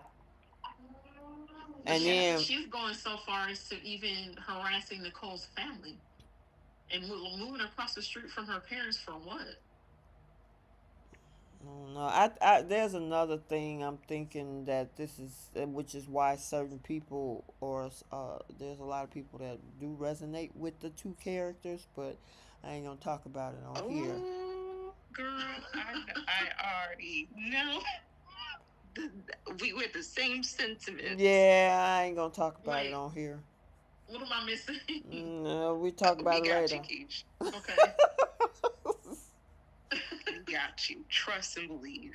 hmm All right, so let's get to our final segments. I flipped the script. Who's taking a seat? Star of the week, pickle of the week, and Simp Olympics. And we know Michael is still in the running. He's still in the beginning Diamond spot. intergalactical. Right. All right. He'll be there So, forever. what script are we flipping on Y and R this week? I want Lauren to have followed Michael and then blow up the whole operation over in Kane's train, cussing out her husband. Kane gonna be like, oh my god, first Billy and Sally, now Lauren and Michael. He wouldn't see it coming. That would be hilarious. What you got, Keish? I'm just gonna go with what Bree said because I haven't paid enough attention to YNR to have an opinion. Okay. I kind of would want Kyle to kind of stand his ground at this point. It's like, listen, I know I'm trying and everything, but you being low key disrespectful. I Mm-hmm. mean, you can go around town and do what the French toast you want to, but you want to hold me to all levels of accountability. Call her out on her BS. It's one thing to tiptoe around this girl, but she's enjoying making it hard for you. And I get it. He kissed somebody, but you can't sit around here and think about. And I'm curious. I guarantee you, she probably gonna go to L.A. with that man. And if she do, Mm-hmm. Kyle needs to be done. Yeah. Well, she's a Vespa princess. She's gonna And make her she way can to go to LA. L.A. and drink as many Vespers as she want to. Mm-hmm.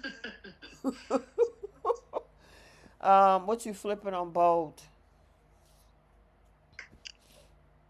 I would want just to move the goalpost with Luna's storyline for her to threaten Bill to make the charges go away and give her a lifestyle for her and her child. And basically throw in his face like, hey, none of this would have happened if you hadn't got me out of jail. Mm-mm. Now it is what it is. What you got, Keish? Girl, your phone. Oh, sorry. Oh. So sorry. Go ahead, Keish. Mine would be the opposite of that. Instead of them allowing Luna to have all the power, just let her know that they're taking that baby from her as soon as she has it. That's the threat that they can give her. Okay. My flip would be the whole thing with Ridge running up in there to marry her. You just broke up with old girl and you come up here with a ring.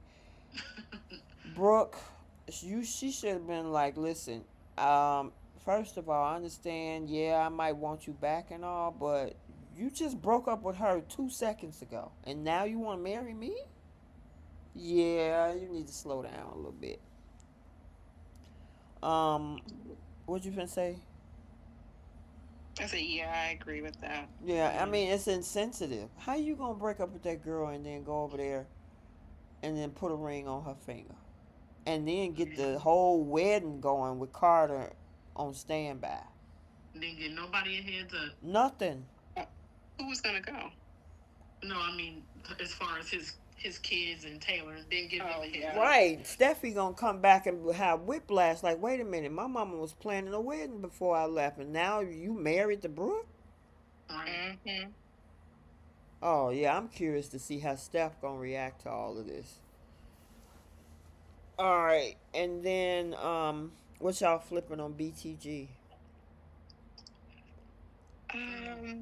I so when Haley brought Tomas over to make Bill jealous, I would flip that he doesn't get jealous at all. He won't even be bothered. Well, it seemed like he wasn't. He called it out. Yeah. He was like, I know that Tomas is in love with my niece, so I don't know what you doing. Mm-hmm. Yeah, he called her out immediately. I just don't want him to be bothered. Like he can have like a way out or something. Oh, okay. What you got, Keish? Uh, hmm. I don't know that I really have one for BTG. No. I mean, other than, well, that happened last week when Ted and Leslie slept together. My flip would have been instead of them allowing Leslie to get the house back across the street, that they just would have stuck with either the house or the country club membership. She should have lost one or the other. Oh, okay. And it should have been the house. Yes, I agree. Gotcha. I guess my flip would have been when Doug dropped that information on Randy. Randy should have got up and left. Like, fool, I ain't playing with you. I'm out. Because he's stupid. That Joey already told him to get lost, and he went all the way to Bali. He came back up here for Haley, which I still want to know that connection. But when Doug came to him with this stupid idea, why are you entertaining it? Knowing you know Joey more than anybody. What this man is capable of. You sitting up there entertaining Doug. Let Doug fall in the hole by himself. He does a great job at that. All right. Who is taking seats on Y&R? Hoo-wee. Oh my goodness. There's a slew of characters, but Billy's at the top of that list. Mm-hmm. What you got, Keish? Definitely Billy. Phyllis can take a seat too. Okay.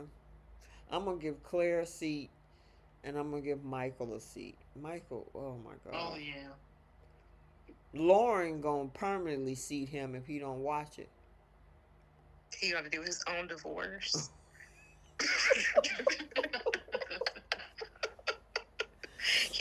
He can't dispute nothing. She's like, look, I've been with you for 20 something years.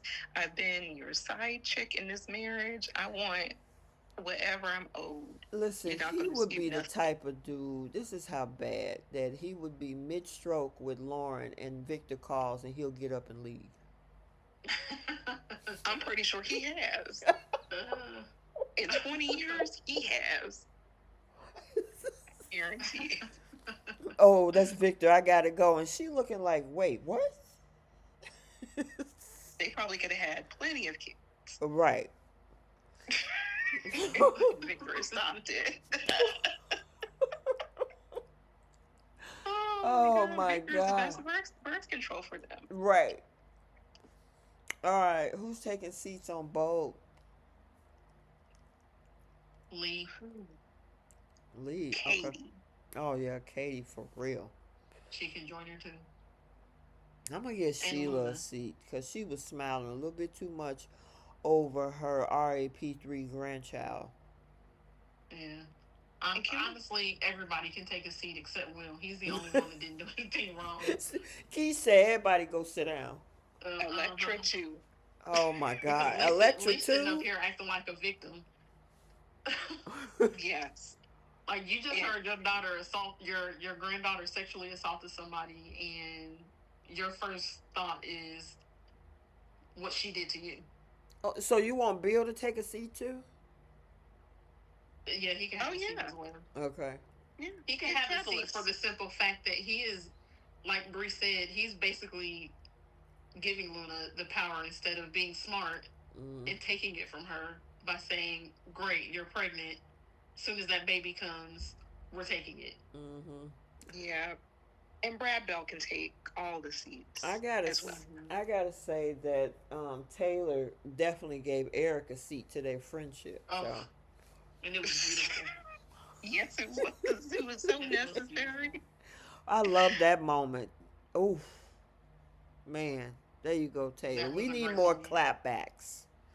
Yes, we do. I hope she does this with Brooke next week. I hope Like, so keep too. this energy. Mm-hmm. Was that you that said you think it'll be Deacon and Taylor that end up getting together? I One mean, of you guys anything said is that. possible. Cause who's left unless she get with Bill? Yeah, he gonna be wrapped up with Katie. I would love for them to have brought Jack back, Right. especially since Lee was talking about trying to find criminal defense attorneys. I'm like, that was your ex-husband, Right. and that's his grandchild. Like, he could come back for that sole reason, and then put him with Taylor. Mm-hmm. All right, who taking seats on BTG? Ted Well, and Leslie and Haley. well, Leslie already sat on Ted. I agree. Ted's going to take a seat, and Doug's going to have to definitely take a seat too. He gonna take a permanent seat. Man, right. He gonna take a seat 6 feet under if you don't watch it. Yeah, yeah, but Leslie, she already took her seat this week Mm-hmm. and wanted to go again. Yeah, she did. And yeah, I'm gonna give Doug a seat too because I mean, and Randy too, because it's like, dude, why are you here? Yeah, I don't You understand want that your either. life. Why are you here? Now, Yeah. let me see anybody else. And Haley, I mean, okay, Miss Haley, how you got into this relationship is probably how you're going to lose him. Exactly. That's why it's never meant to That's be. why she's so insecure. Exactly. So, I Mhm. mean, you sitting up there making demands about keeping your ex-wife at bay. However, you were in the situation that Danny was in when you were chasing him. Somewhat. But look at Bill. He did exactly what Haley wanted him to do. Yep. So, all right. Star of the week. YNR. No comment for me. I don't know who to give it to. I will give it to Courtney Hope because I think with all this crying that Sally was doing, all this pleading, she actually had a couple of really good scenes. That's the only person I can think of I give that was the Jason star. Thompson in there. He had 4 days of Yeah. dialogue. That man worked through all that content this week, and he's on Monday too. Who was that? Jason Thompson, Jason Thompson. Oh, okay. Billy. Billy. Yeah, he about to spaz out. Hopefully, we won't have another DID story with him. Start of the week, Bold. Matt Atkinson. Of course. Ooh, he was yelling, boy. I mean, he was mad. Yes, he was. He looked good. I was about to say Crew Marrow, but I mean, well, that's who I'll give it to. Keish said Matt. I'll give it to Crew. I gotta say, the boy is doing pretty good. I was wondering how he was gonna be, and especially because his dad left a shadow, but he's doing his own thing. So, shout out to Crew Yes, Morrow. And these facial expressions. Man, that's facial expression at Lee's place at the end of the episode. It was either yesterday or Wednesday. The dude looked like he was constipated and needed a laxative. It was just that bad. I was like, man, he really put in a facial reaction on there. I was actually surprised that they did a full love scene with him and Elektra. Really? I Why? didn't think that we would get that. For some reason, I just thought that they would do it to where It was like short. we see them getting ready to do it, and then when it cuts back to them, they're Nah, that's a Y&R thing. yeah. Y&R don't want to give us the whole story of a love scene. They give us, oh, we fell into bed, and then we wake up and we either eating breakfast at GC, at the GCAC, or we just sitting up talking. All right. Star of the week, BTG.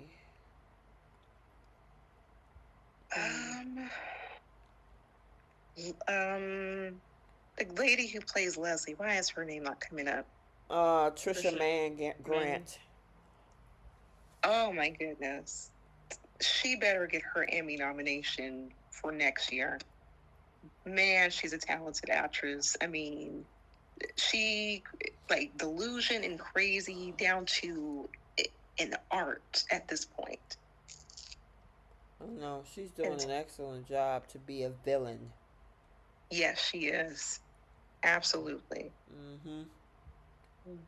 I'm giving mine to Keith. Oh, the Keith Robinson. Yeah, Keith Robinson. Okay. Cool. All right, and pickle of the week. Pickle of the week. Y&R. I'm giving mine to Michael. Oh God, Jesus.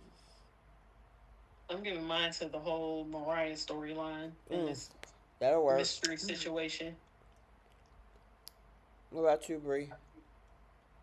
That was actually a really, really good one. I was going to give mine to Vespa Princess. I mean, for turning down Paris, of all things. Oh, man. Tell me about it. Like, a man tell me he want to take me out to Paris and take me shopping while I'm there. What? I forgive you. Yeah, she crazy. She don't want, at this point, she don't want to work it out with Kyle. Right. Yeah, I already gave mine. Keish, you gave yours, right? Yes. Okay. What about Bold? I'm gonna give it to Ridge.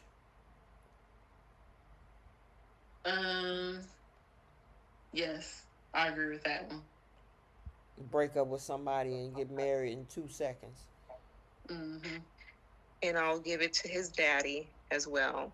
That didn't sound right, but I'm gonna give it to Eric for this fake, phony response that he had to Taylor and in celebrating Brooke and Bridge at the same time. I'm like, no, you got fakeness to yourself. Yep. BTG. Um, I'm gonna give mine to Terrell and his attitude. Tyrell Mm-hmm. and his attitude. Okay. okay. What you got, Bree? I really don't have one. Mm-hmm. Yeah, I don't have one. I'll give it to Ashley. Yeah, that's a good one too. Yeah, because she. I just don't take what she's doing as genuine because it was all triggered by this accident. And I mean, yes, certain things can kind of trigger. I mean, look what happened to Ridge. He thought he was going to lose Brooke and end up marrying her. I don't know. But yeah, I'm going to give it to Ashley. All right. And then our Simple Olympics. Oh, wow. So many contenders. I mean, Michael could take all the medals if he wanted to. Mm-hmm. But if I were to say bronze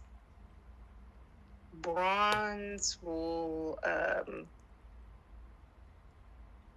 go to Kyle. Mm-hmm. I think silver will be Sally. Gold, that's a hard one. Gold will probably be Lee for the position she put herself in. Mm-hmm. And platinum and diamond and intergalactical will be Michael. Intergalactical. Yeah, I agree with you on Billy being bronze. I was going to give, I mean Billy, Kyle. Kyle. Yeah, Kyle being bronze. It was somebody. Who was that? Oh, Kane. I mean, this dude, he's simping for Lily so hard, and when she says no, then now you just want to blow up the spot. So, yeah, Kane gets silver for me. Gold, I would say goes to, mm, I guess, mm, that's a tough one to me. I mean, because Michael is holding 1,000 spots, so I mean, he's earned them all. yeah, he did.